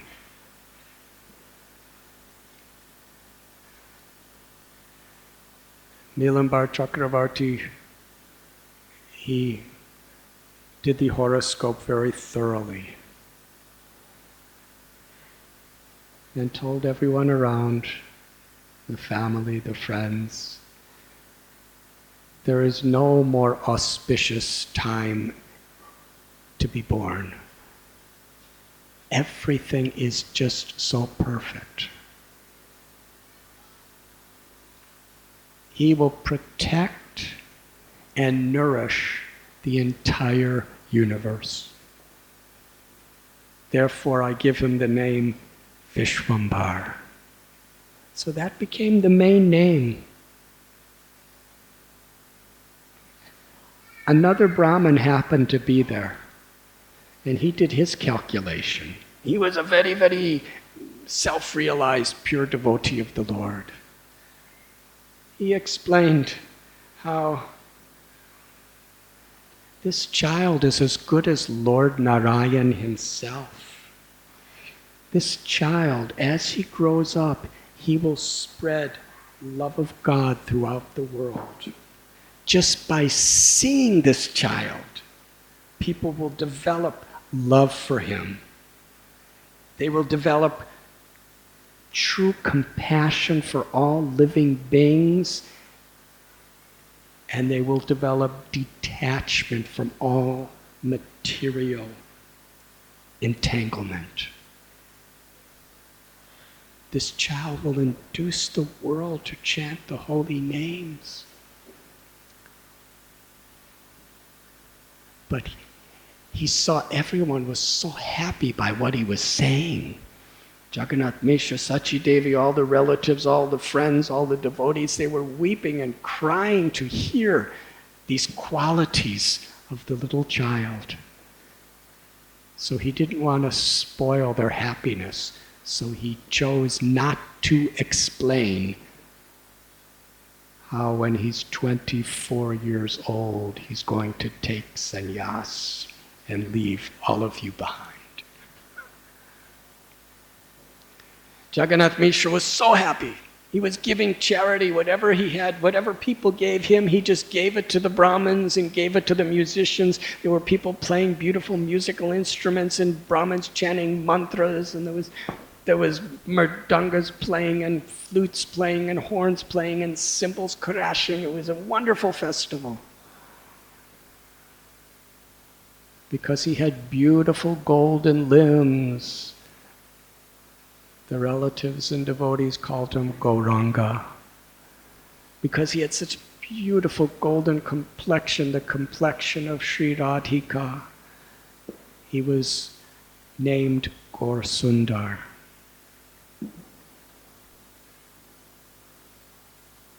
Nimai Vishwambar. As he was in the space where Sachi Devi gave birth to him, they remained for some time in that place, according to tradition.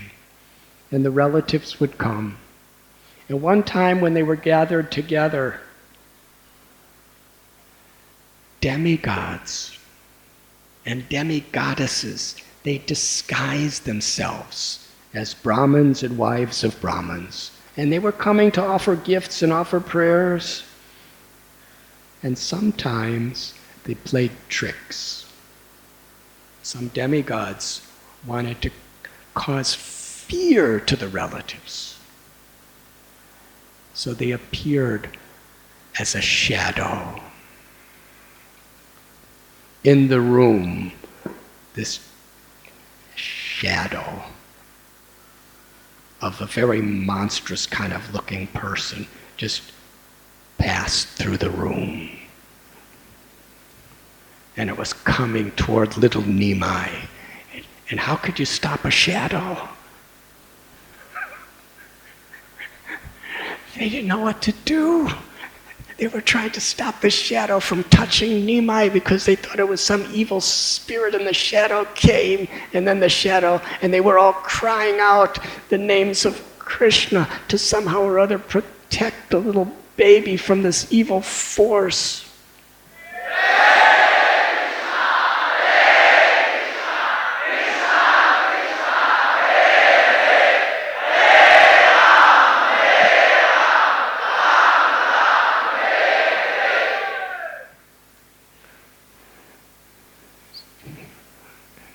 Chief Jago, please wake up, sleeping souls.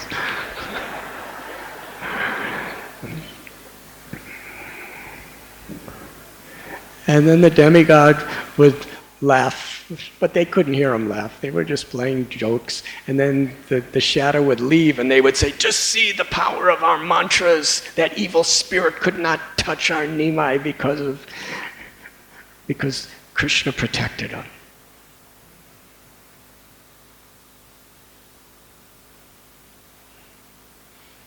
It was from his very infancy.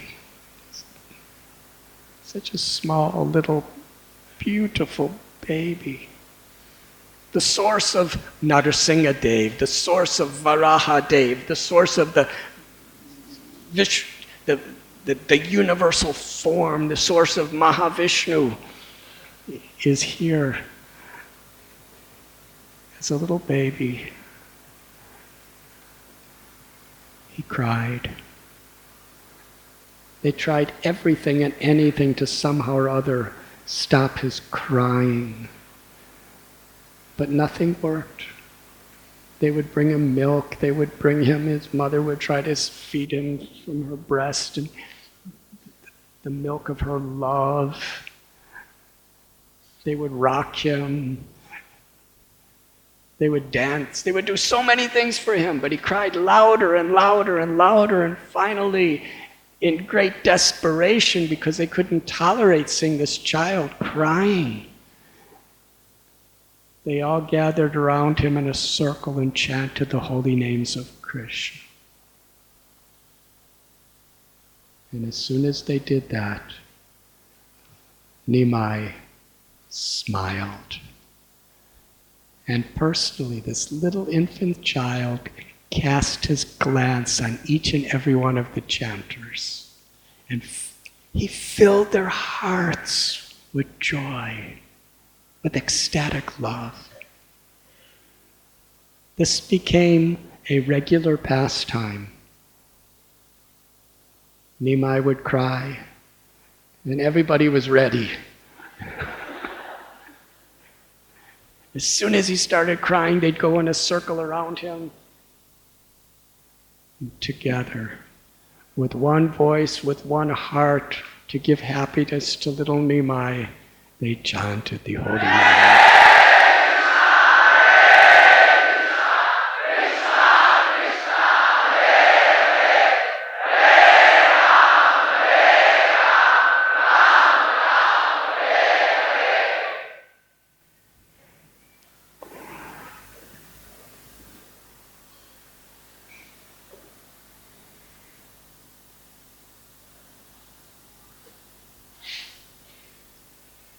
Sometimes when he was just laying in his little cradle or whatever little bed he hadn't even learned to crawl. When his mother and father would leave the room alone for a moment, he would destroy everything in the house. He would start breaking things and making, scattering the grains and the dal and the ghee and the yogurt and the milk and the rice, and he'd break pots. And then they'd come back. How did this happen? What kind of demon came into this house? But how is it that they didn't harm Nimai? It must be because of our prayers and our mantras, because God protects innocent little babies. When they would come, and Nimai would just be laying there like this, like a helpless little child. And when he did cry, everyone chanted the holy names.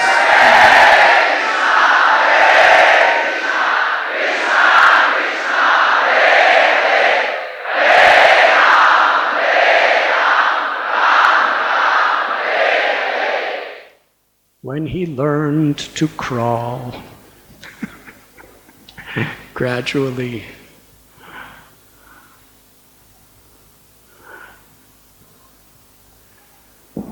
they did the Annaprashna, where they gave him his first grains. And in Bengal, especially Navadvip at that time, it was a very wonderful festival, very elaborate festival they would have. After they gave little Nimai the first grains, they had a ceremony to see what his inclinations were. They put a wonderful pile of grains and other types of food. Then they put jewels and gold and silver.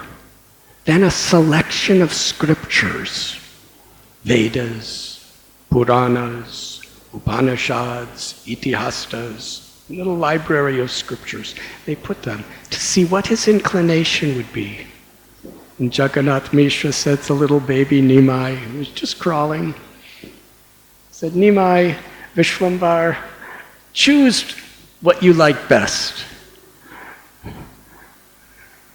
Please be ready.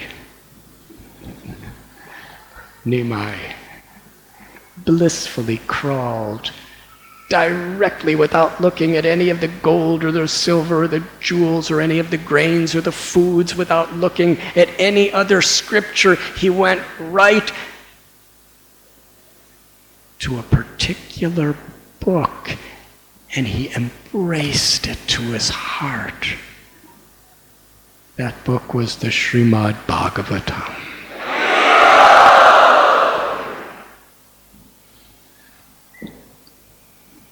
One day when Nimai was still crawling, he was in the courtyard of Sachimata's house at the Yoga Pit. Gigantic snake was slithering through the courtyard.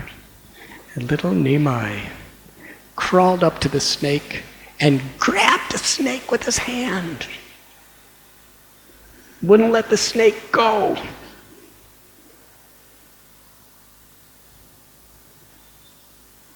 Mothers, fathers, what would you do if your little child who's just crawling grabs the tail of a snake? Big poison snake, it appeared. Nimai grabbed it. And the relatives saw this. They didn't know what to do. Suddenly the snake, because he couldn't go anywhere, he coiled up in a big coil. And little Nimai crawled right on top and laid on top of the coils of a monstrous serpent. He looked like a monstrous serpent. Actually, he was Anantadev, the eternal servant of the Supreme Personality of Godhead, Nityananda Prabhu himself, who actually expanded himself to participate in this wonderful pastime of the Lord. Nimai he just went to rest, smiling. His parents, all the relatives and devotees, they were stricken with horrible fear. They didn't want to go near the snake because they were afraid if they disturbed the snake, he might devour or bite the little child. What could they do? There was nothing they could do except cry out for the protection of the child. They cried, Garuda, Garuda.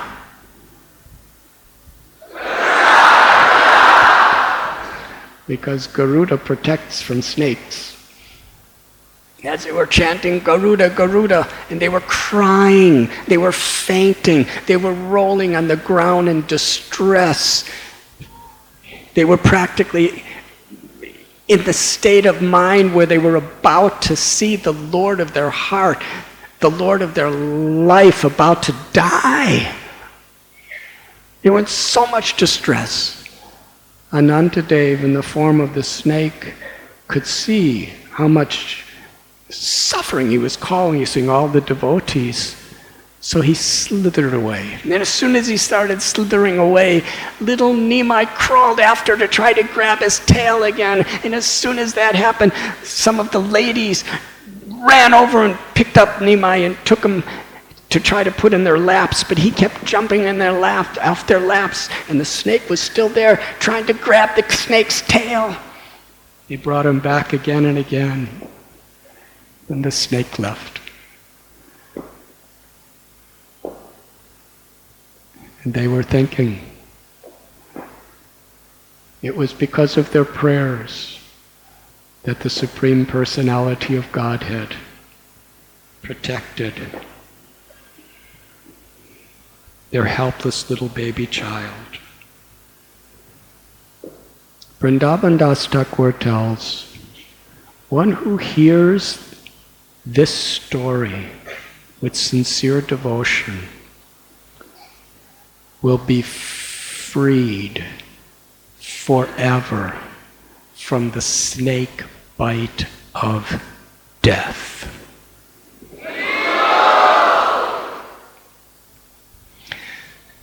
The ladies were especially fond of chanting for Nimai.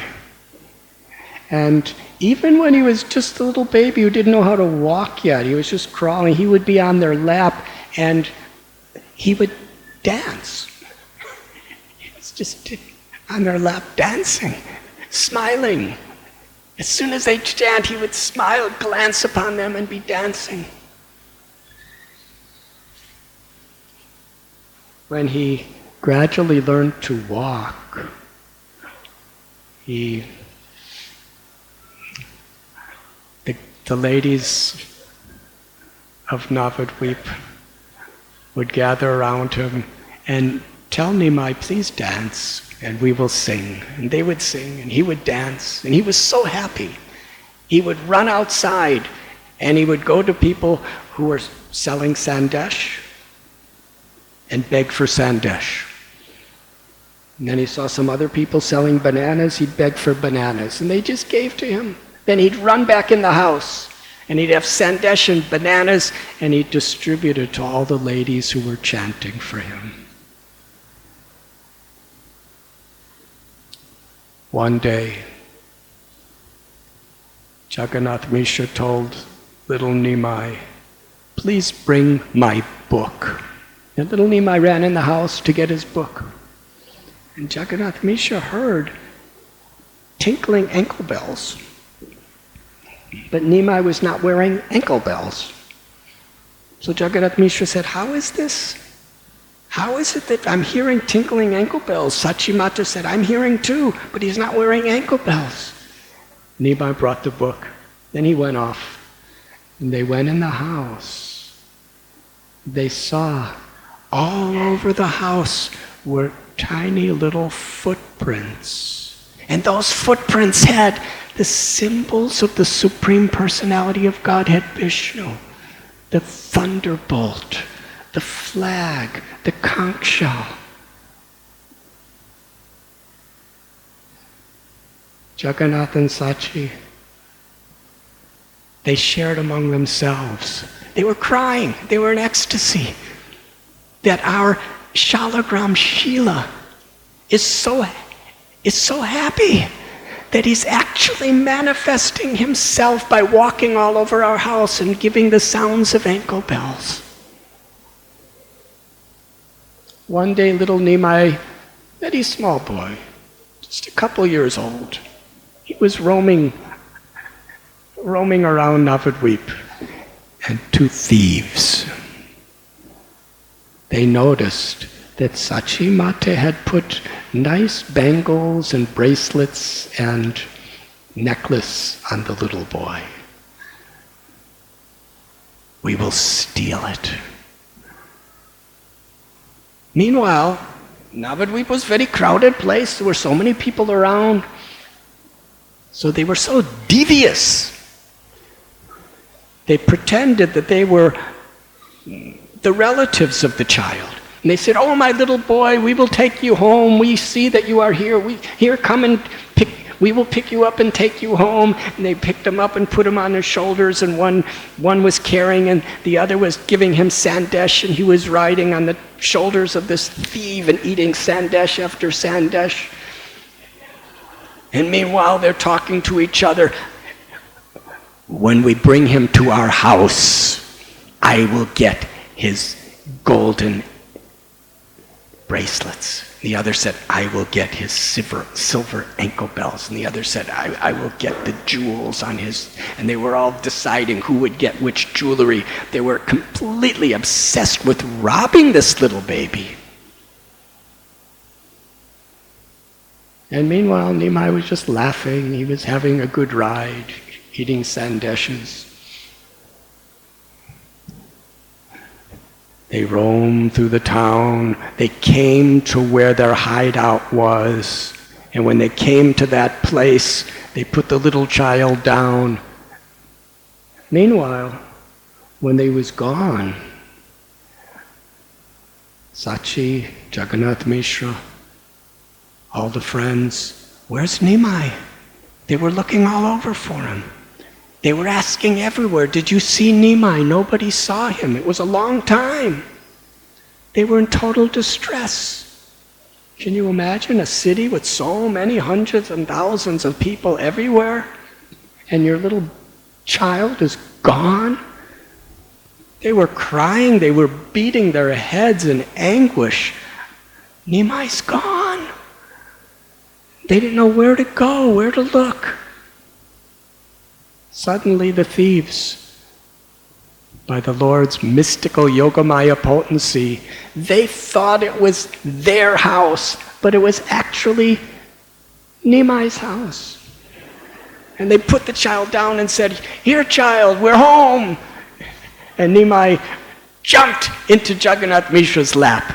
And he embraced him, and Sachimati embraced him, and all the relatives were picking up Nimai and passing him around and embracing him and smiling and so relieved. And meanwhile, the thieves, they couldn't understand, how is this possible? They didn't want to be caught. So they ran away as fast as they could to escape. Meanwhile, they asked little Nimai, "How did you find your way home?" Somebody said, "I saw two people, bring them home." Jagannath Mishra said, "Who are these two people?" And Nimai said, "Oh, what happened is I got lost. And these two very nice men, they picked me up and brought me home." They were so grateful. They wanted to give a reward of gratitude. Beautiful cloth turbans they came to present to the thieves, but they couldn't find them anywhere because the thieves were running and hiding. And when they finally did escape, they said to one another, they embraced and said, "Goddess Chandi saved us today."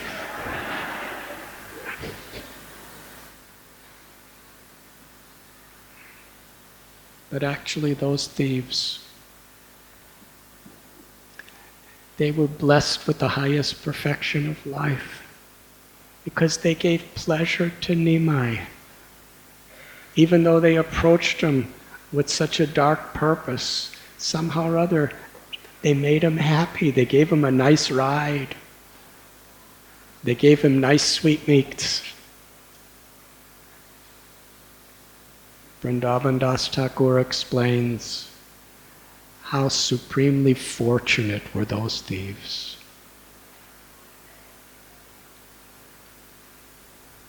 It was at that time when Nimai and his friends were walking and running that Nimai began his pastimes, the pastimes of Krishna, of going into the house of the residents of Navadvip and stealing their butter and stealing their yogurt and stealing their ghee.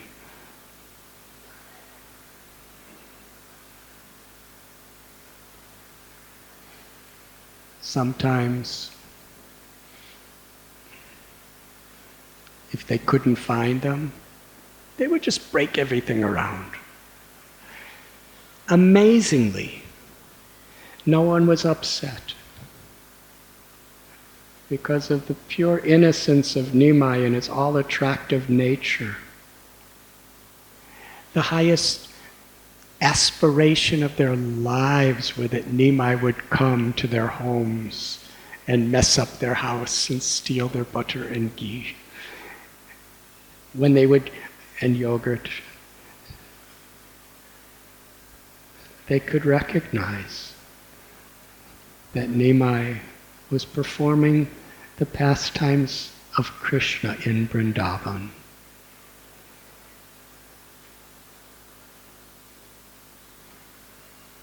I forget what time we're supposed to end today.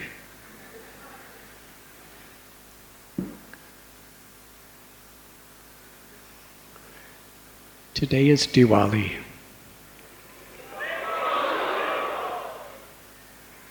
It is the day that Ramchandra, Sita, Lakshman returned to Ayodhya after 14 years of exile. And Hanuman, Sugriva, Vibhishan, they all came to join this glorious festival. The citizens of Ayodhya lit lamps to welcome Ram back home after so many years of separation from him. It was on this day of Diwali that Krishna performed his Damodar Leela.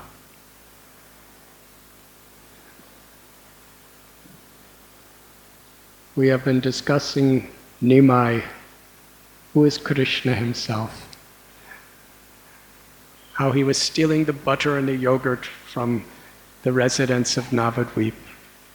Navadvip is non-different than Vrindavan. They are simultaneously non-different, but there's a difference in tattva. Vrindavan is Madhurya Dham. It's the abode of the highest sweetness of loving exchanges. Navadvip is that same abode of Vrindavan with the same sweetness of ecstatic loving exchanges. Radha Krishna Pranaya Vikritir Ladini Shaktirasmat. The one supreme Krishna becomes two Radha Krishna for the Madhurya Leela of Sri Vrindavan Dham. And they again become one. Radha Bhavaduti Suvalitam Nomi Krishna Swarupam. In Navadvip. But in Navadvip it is Odarya Dham. Because that same sweetness of Vrindavan is being shared, distributed to everyone who's willing to open their hearts to accept it and follow the path of Sri Chaitanya Mahaprabhu.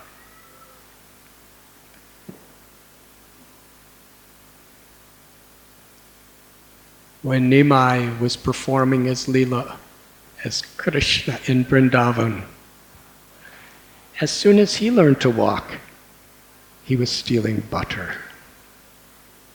And just like Nimai, he gathered his friends together, Krishna and Balaram.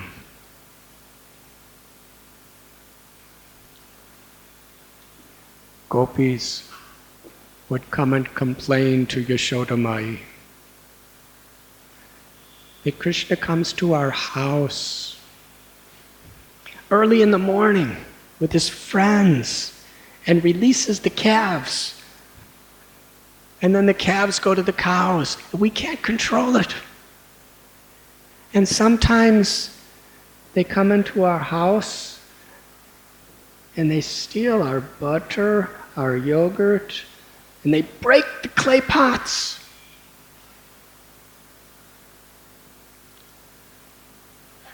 And they eat it. And then they call monkeys into our house and distribute to monkeys. And after feeding fully all the monkeys till they can't eat any more butter, then they say this butter is so useless, even the monkeys don't want to eat it. And then with little sticks and rocks, they break all the pots of the butter and the yogurt, and it's all over. He does this every day. And sometimes to keep it away from Krishna Balaram and his friends, we hang the butter from ropes on the ceiling. And they get boxes or grinding mortars, and they get on top of it, and if it's still too high on top of the boxes, they'll get on each other's shoulders and they'll steal the butter and distribute it to monkeys. And if it's still too high, Krishna has a special stick with a special point. He'll get on the shoulders of his friend and he'll break the pot, make a hole in it, and all the butter will fall out. Sometimes it's so dark. But they have these jewels that seem to light up everything. Yashodamai said, I'll take off the jewels. They said, no, don't take off the jewels. Because they seem to be so effulgent, they light up the room anyway. And let us tell you what else they do. Sometimes when they can't find our butter or yogurt, they go to our little babies who are sleeping and they put water in their ears and make them cry. And other times they go into our temple room and pass urine on the floor. How wonderful.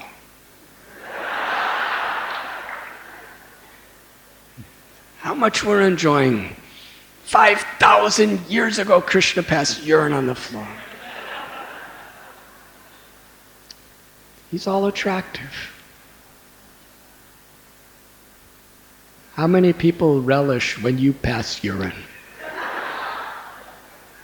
So, you're not God. God is all attractive. Whatever he does is fully, totally attractive. God never becomes God. God is always God. Our joy is not to try to become God. Our true joy is to love Krishna. To love his beautiful pastimes. Gopis told Yashodamai that when we try to catch Krishna, we say, Krishna, you're a thief. And Krishna looks at us and said, no, you are a thief. And then he runs away. And sometimes we catch him. And we want to bring him to you to prove that he sold our butter. But then Krishna looks at us. He's in our hand, and he looks at us with such innocence, with little tears in his eyes, and we let him go. But we want to tell you, Yashodamai, he does this every day. And then they said, but look at Krishna. He's looking so innocent. Just to deceive you, because we know behind his innocent little smile and the little tears in his eyes, he's plotting at this moment how he's going to steal our butter tomorrow. Actually, the gopis, they made their butter only with the hope that Krishna would come to steal it. Krishna's Makan Chora. They would churn their butter with pure love for Krishna's pleasure. And Krishna came to steal it, to taste the sweetness of their love. And in doing that, it was the greatest satisfaction. They were not complaining, they were actually glorifying and using the act of complaining as an excuse.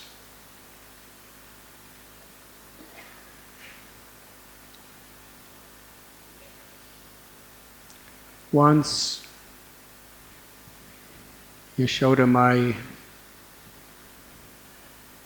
went out of the house, and when she was coming back, she saw Krishna's hand in a pot of butter.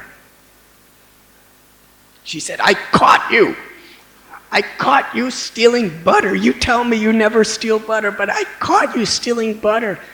And little Krishna was so innocent. He said, "No.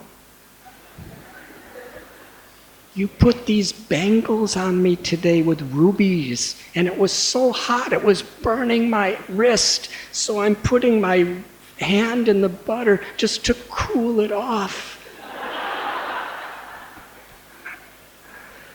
Yashodamai she looked at Krishna's wrist, and with motherly love, she said, "It's true, your hand looks burnt." And she started kissing his hand. She said, "I will take off this bangle." Another time Krishna was stealing butter, and there was a jeweled pillar right beside him. His reflection was in the jeweled pillar. When he saw he was eating the butter, he saw a reflection. He said to the reflection, he said, "Please don't tell my mother what you're seeing. If you don't tell my mother, I will share the butter with you."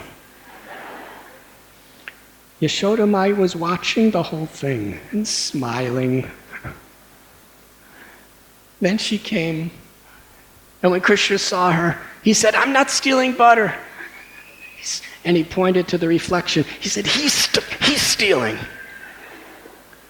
I told him not to steal. I told him it's not good to steal butter. You should not steal butter. But he became very angry with me because he wanted to steal the butter. So I became very angry with him. But I didn't steal the butter. He did.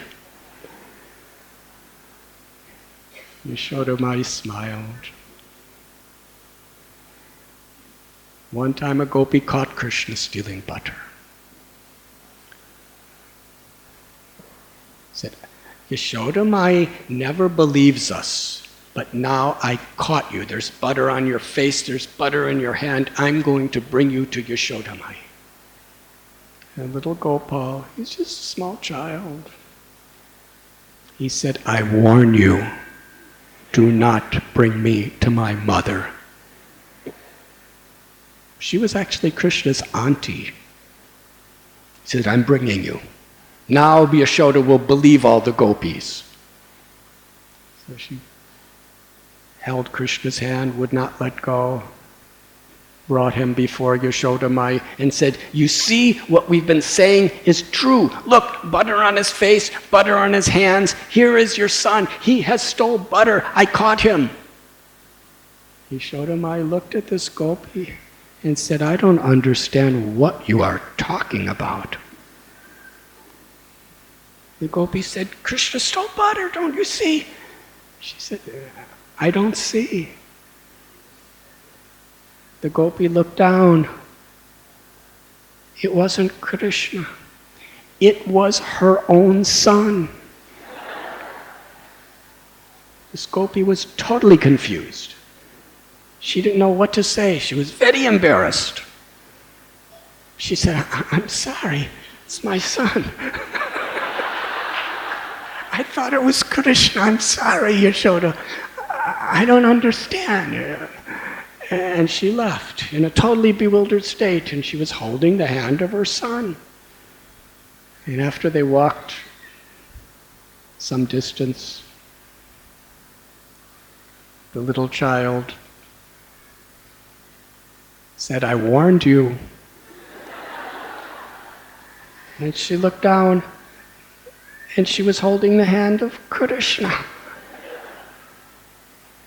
And Krishna became very sober. He said, if you ever do this again, I will take the form of your husband.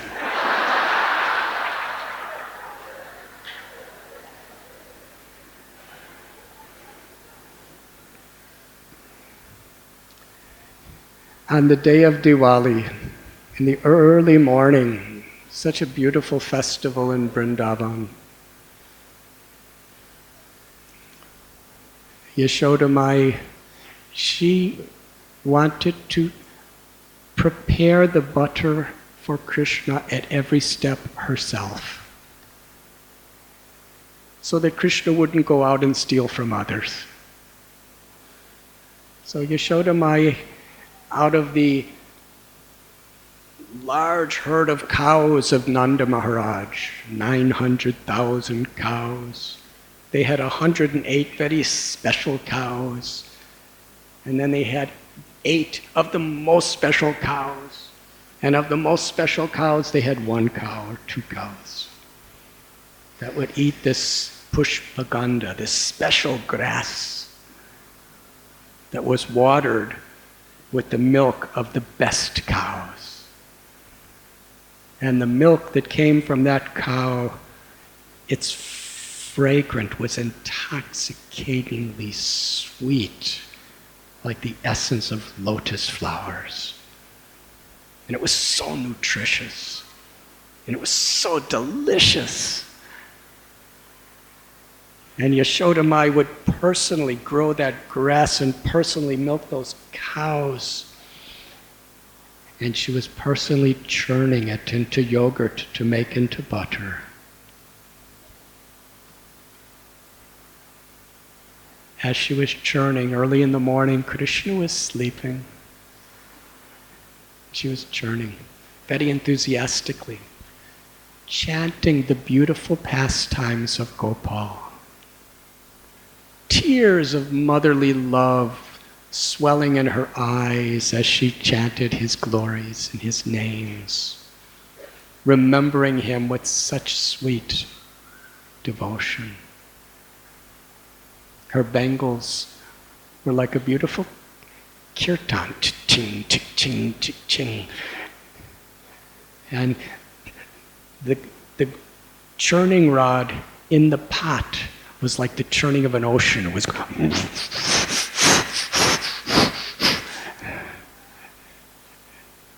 her sari was becoming loosened, and flowers were falling from her hair, and there was perspiration as she was chanting Krishna's glories. And remembering Krishna, milk began to flow from her breast in motherly love. Krishna awoke with a desire to taste the sweetness of Mother Yashoda's love. So he ran over and he held the churning rod so she could not churn anymore.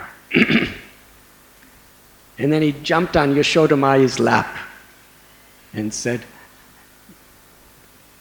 he didn't have to say anything. He indicated that I am hungry. Yashoda Mai, with Krishna on her lap, began feeding him. She was looking at his beautiful face,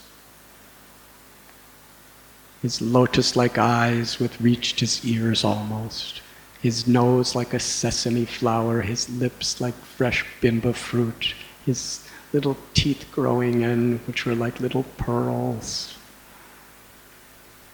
His wonderful hair was circling his moon-like face. Yashoda Mai, looking at the face of Krishna as he was drinking her milk, was floating in an ocean of motherly love for the supreme absolute truth. Just then, the milk on the stove in the kitchen was boiling over. Yashodamaya understood, this is the Pushpagandha milk, the very, very special milk that's only for Krishna's satisfaction. She was preparing preparations for Krishna. So she put Krishna down in the service of Krishna. When she ran to the kitchen, Krishna became angry.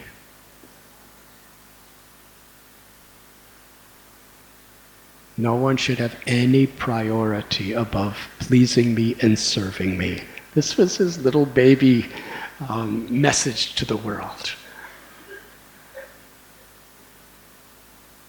Vyavashayatmaka buddhyarekeha kuranandana bahushaka hirantascha buddhaya vyavashoyam.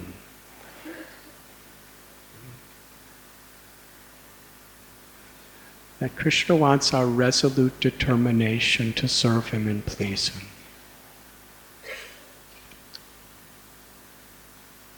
So Yashodamaya left Krishna. Krishna's decided to give her a good message. The first thing he did is he took a rock, little piece of stone, and he broke the clay pot.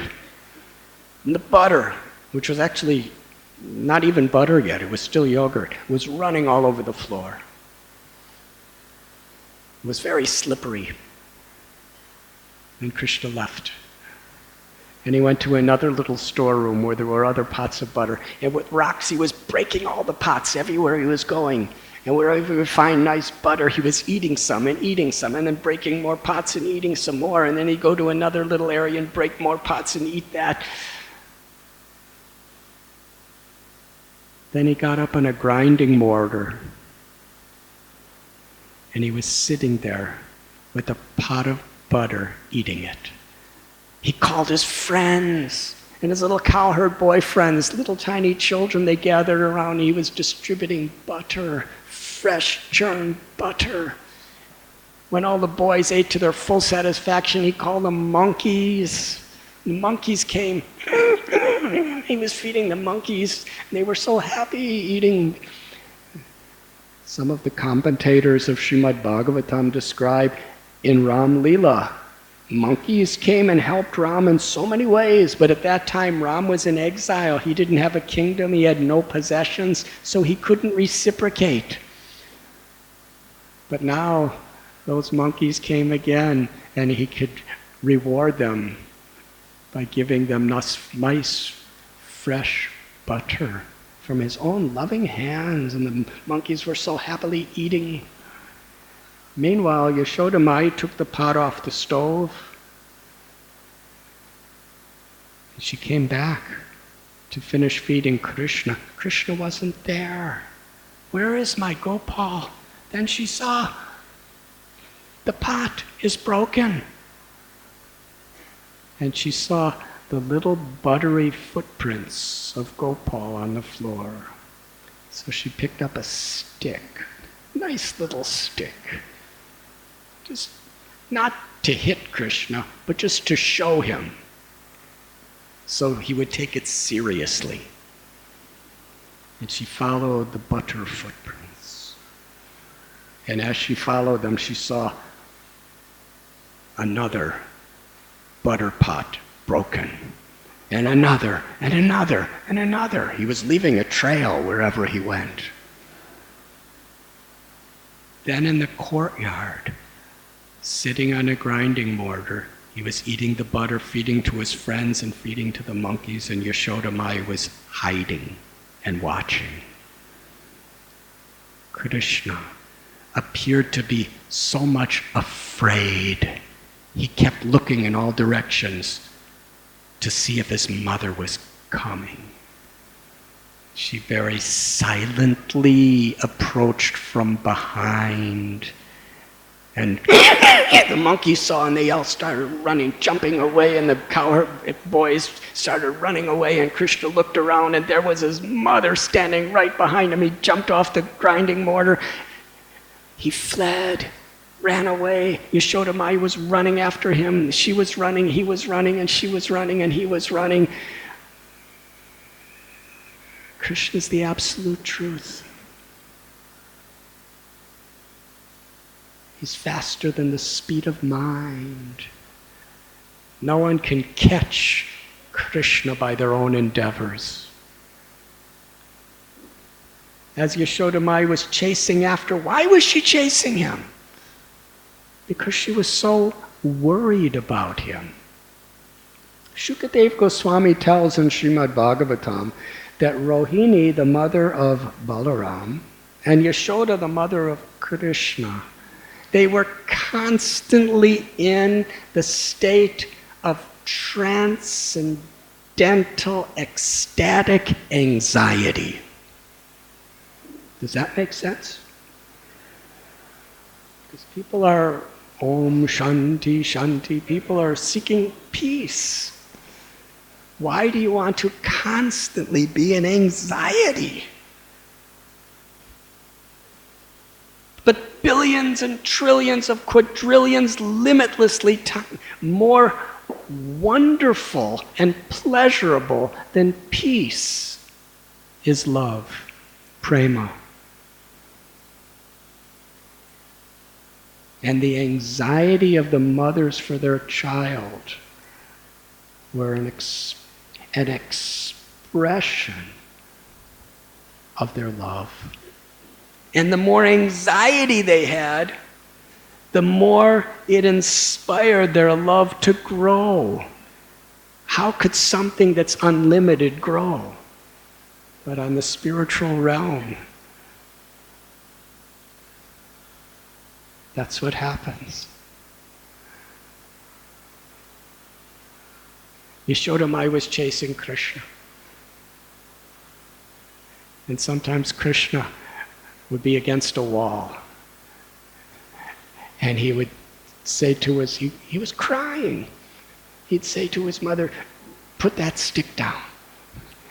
Please put that stick down." And Yashoda Maya would start coming to Krishna, and then he would move back and forth and escape. And again he'd run away, and she'd be running after him. She was becoming so exhausted. Flowers were falling from her hair, peacock feathers were falling from her hair, her sari was becoming loosened, perspiration was dripping from her nose. It was then Krishna, to show the whole world the power of bhakti, he allowed himself to be caught by his mother. He had that cudgel around his eyes. He was crying so much it was black streaks going across his body. It looked so beautiful, like bumblebees on a blue lotus. He said, "Please, put down the stick." Yashoda Maya threw the stick away.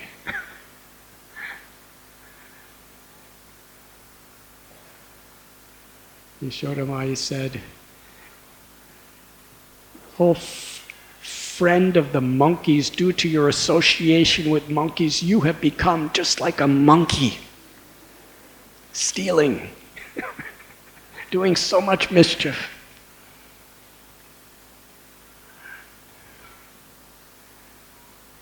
Krishna, he said, "I admit that I stole the butter.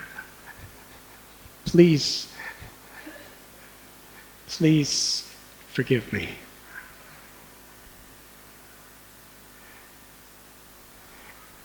Yashoda Maya was so concerned that Krishna may run into the forest or do some mischief that could harm him, that she called for her servants, for her assistants, to bring very soft, smooth, silken ropes to tie up Krishna, just to bind him by the waist so that she could go and do her chores and he would not hurt himself. She took the rope to put around his little waist, It was the length or the width of 2 fingers too short. She tied another rope to that. It was still exactly the width of 2 fingers too short. More and more and more, all the rope in her entire house she tied together. Still it was 2 fingers too short. How is this? His waist was not growing, but the ropes were growing. He had a little waist, and there was so much rope, but still it was exactly 2 fingers too short. The neighboring ladies, Gopis, they were watching this fun. Yashoda Mai said, please bring the ropes from your house. So all these different Gopis came with all the ropes from their house. Yashoda Mai kept tying more and more and more. It was a huge amount of rope. Still, 2 fingers too short. The Gopis told Yashoda, it's not Krishna's destiny to be bound today. This is inconceivable. This is impossible. We don't understand. But obviously, you cannot bind him. Yashoda Mai said, I'm his mother. I must protect him by any means. And besides that, I must discover how many ropes it takes to put around my little child's waist. The whole while Krishna was crying because he didn't want to be bound.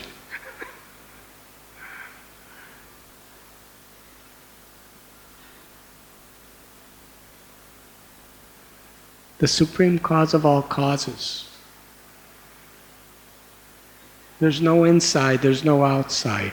Everything that exists outside and inside in the entire universe is within him. Nothing could be inside or outside of him. All contradictions possible. The Lord is transcendental to all of them. But by the power of Mother Yashoda's motherly love, Krishna agreed to be bound up.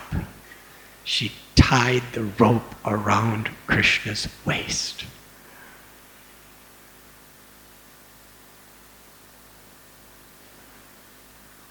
Then she went to perform her chores. Little Gopal. He was talking to his friends. He was smiling. He was very playful. Then he saw in the courtyard 2 enormous Arjuna trees. And he remembered how long, long ago Narada Muni, his beloved devotee, was in a heavenly world. And the 2 twin sons of Kuvera, Nalakuvera and Manigriva, heavenly denizens, they were in a lake having sports with beautiful heavenly ladies. Because they were so beautiful, these demigods, and so powerful, sons of Kuvera, they had incredible wealth. They had opulences that are inconceivable to any of us. But because they had such beauty, such knowledge, such wealth, such fame, they had enormous false egos. They were thinking that everything was meant for their enjoyment.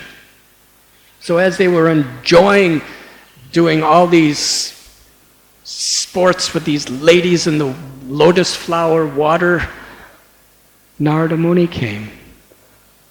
He saw they were all naked. So the ladies, they understood this is improper. The great sage Narada is here. So they jumped out of the water and they covered their bodies and they disappeared. But Manigriva and Nalakuvera, they couldn't care less who Narada Muni were.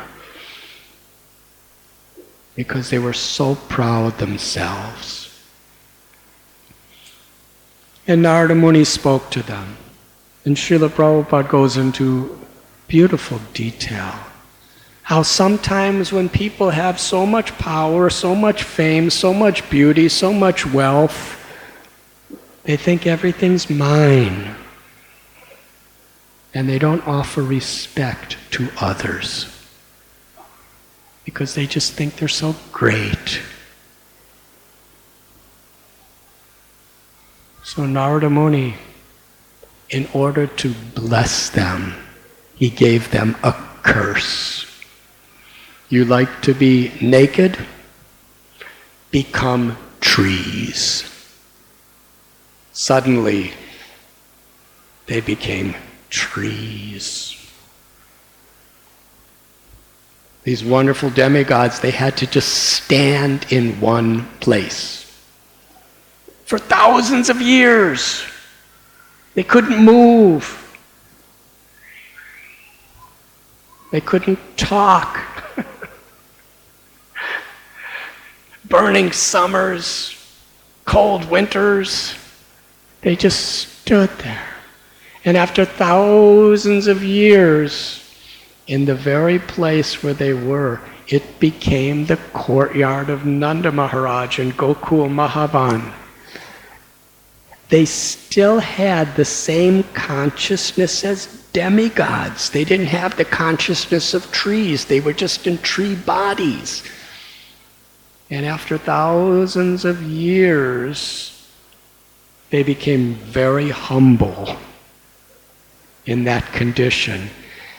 And they were able to truly appreciate watching Krishna's pastimes.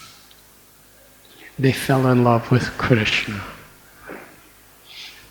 Krishna saw the trees and wanted to fulfill the blessing of Narada Muni, so he crawled with the grinding mortar behind him, and he crawled between the trees. The grinding mortar got caught between them, and Krishna just slightly pulled. The trees broke and fell to the ground, and out from the trees came Nalu Kuvera and Manigriva. In their beautiful demigod forms, they offered prayers to Krishna, and in their beautiful prayers, they thanked Narada Muni for his blessing. What was taken to be a curse was his greatest blessing. We pray that wherever you put us, whatever birth you want us to be in, that we are always the loving servants of the servants of your servants, my Lord. They surrendered their hearts to Krishna. Krishna sent them back to the heavenly worlds and told them, you will enjoy now and go back to Godhead. They attained perfection by the blessing of Narada Muni and the mercy of Krishna.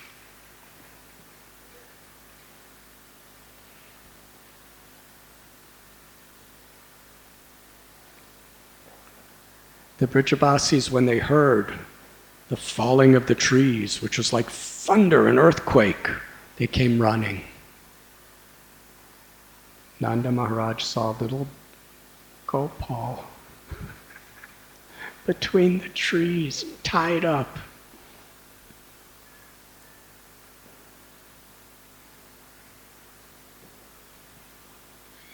Nanda Maharaj untied him. He took him on his lap. The cowherd men asked the cowherd boys what happened, and they told everything. Krishna pulled the stone grinding mortar between the trees fell, and these beautiful people with crowns and jewels who were illuminated like light, and they offered their prayers to Krishna, and then they left. Cowherd men, how could we believe these little children? And some others were thinking, Krishna does so many wonderful things. Nanda Maharaj said to Krishna, who tied you up? Krishna said, he whispered in Nanda's ear, my mother.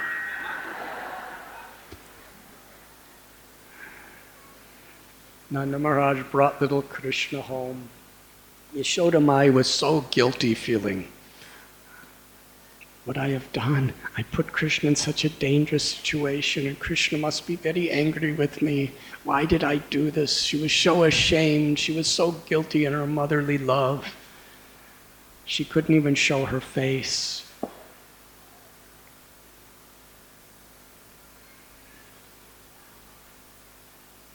Nanda Maharaj brought Krishna home, and he ate lunch with Balaram, the three of them. And meanwhile, Yashodamai was hiding. She was fasting. And Nanda Maharaj brought Krishna and Balaram to the Goshala, where they were milking the cows. And Nanda Maharaj, because Krishna liked to take the milk from his mother, Nanda Maharaj gave him fresh milk from the cows. Rohini, she saw the state of Yashodamai when Nanda, Krishna, and Balaram came back home. Rohini, she explained what Yashodamai's condition was. She's fasting.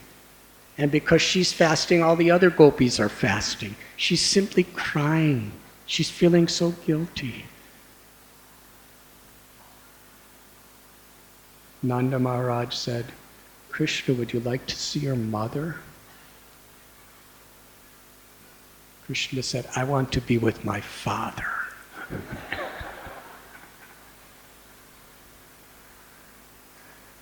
Nanda Maharaj said, but don't you want to drink the milk of your mother? Krishna said, my father will give me the milk from the cows mixed with sugar.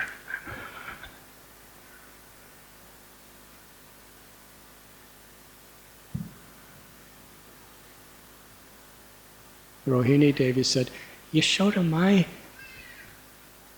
don't do this to her. Her heart is broken.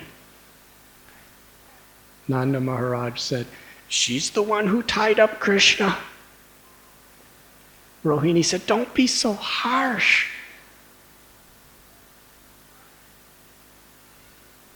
She will not be able to live.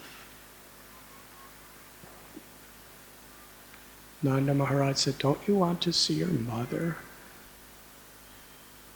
Rohini said, please. And Krishna just looked at his father with so much love and affection. And then Nanda Maharaj, gazing into Krishna's beautiful lotus eyes, he indicated, if you don't go to be with your mother, she is going to die. At that moment, Krishna began to cry. He jumped off Nanda Maharaj's lap and ran to his mother, Mata, Mata. And Yashodamai was crying out, Gopal, Gopal. And little Gopal ran up to her and embraced her by the neck. She was crying.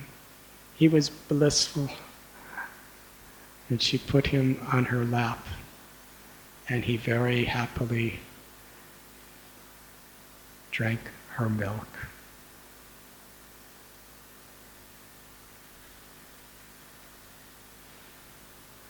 The two fingers in this story, the short of the rope, Vishwanath Chakravarti Thakur tells, they represent two principles that are very important. to reach Krishna. One is our own eagerness, our own enthusiasm, our own endeavor on the path of bhakti. And two is Krishna's mercy. Srila Prabhupada has given us a simple formula to sincerely chant these 16 rounds at least every day of the Hare Krishna mantra, to follow these 4 regulative principles, to truly try to understand how everything is Krishna's property, to be utilized in Krishna's service. Our abilities, our intelligence, our wealth, our property, our influence over others. We are not the enjoyers. Our true nature and our only real happiness is to serve, seva. When we follow these principles, engaged in whatever service we may be having, practicing our sadhana and our regulative principles with the proper attitude of a Vaishnava, with the proper character of a devotee, when we're really endeavoring sincerely in this way, then Krishna gives us mercy. Ragad Vaishya Vimuktaishtu Vishayanandriyashcharan Atma Vishaya Vidhe Atma Prasadam Adhigachyati. Krishna tells in Gita, by following the regulative principles of freedom, the path of bhakti, one gets the mercy of the Lord. And by the mercy of the Lord, we can transcend the false ego. We could transcend all the anarthas of this world and all our desires for happiness and distress. Bhakti is a descending process. It's the path of grace. Even in our devotional service, our endeavors to practice Krishna consciousness, to spread Krishna consciousness, to serve the Vaishnavas, when we do it, endeavor with humility, with sincerity, with determination, Krishna's pleased. When Krishna's pleased, he bestows his mercy upon us. And that mercy, Sri Radharani's mercy, is the greatest power in all of existence. There is no way to reach Krishna except by Krishna's mercy. Sri Chaitanya Mahaprabhu here in Navadvip came to show us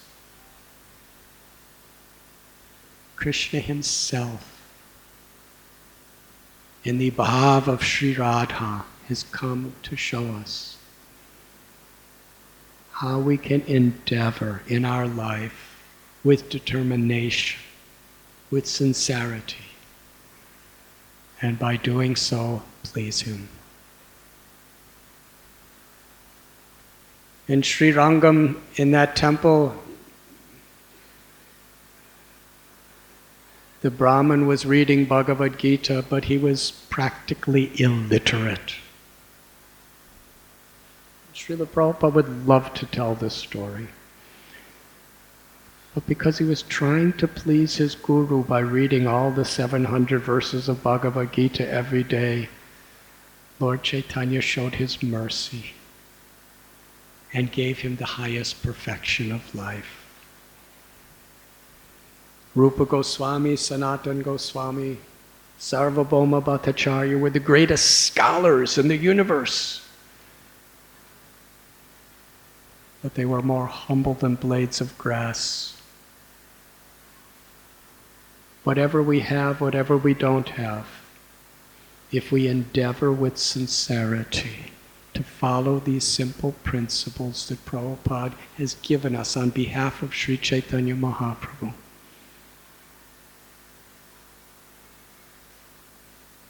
Then we receive their mercy. We have all come here to Navadvip to endeavor, to take serious commitments in our life, to endeavor in such a way as the servant of the servant of the servant, taking shelter of Srimad Bhagavatam, Chaitanya Charitamrita, Bhagavad Gita, and the great Vaishnava scriptures, taking shelter of the holy names, taking shelter of the association of devotees, taking shelter of our founder Acharya Srila Prabhupada's infinite blessings. Srila Prabhupada is personally blessing all of us. And Lord Chaitanya Mahaprabhu's mercy is flowing through him if we simply endeavor sincerely. We have come to Navadvip to beg for these blessings. Thank you very much.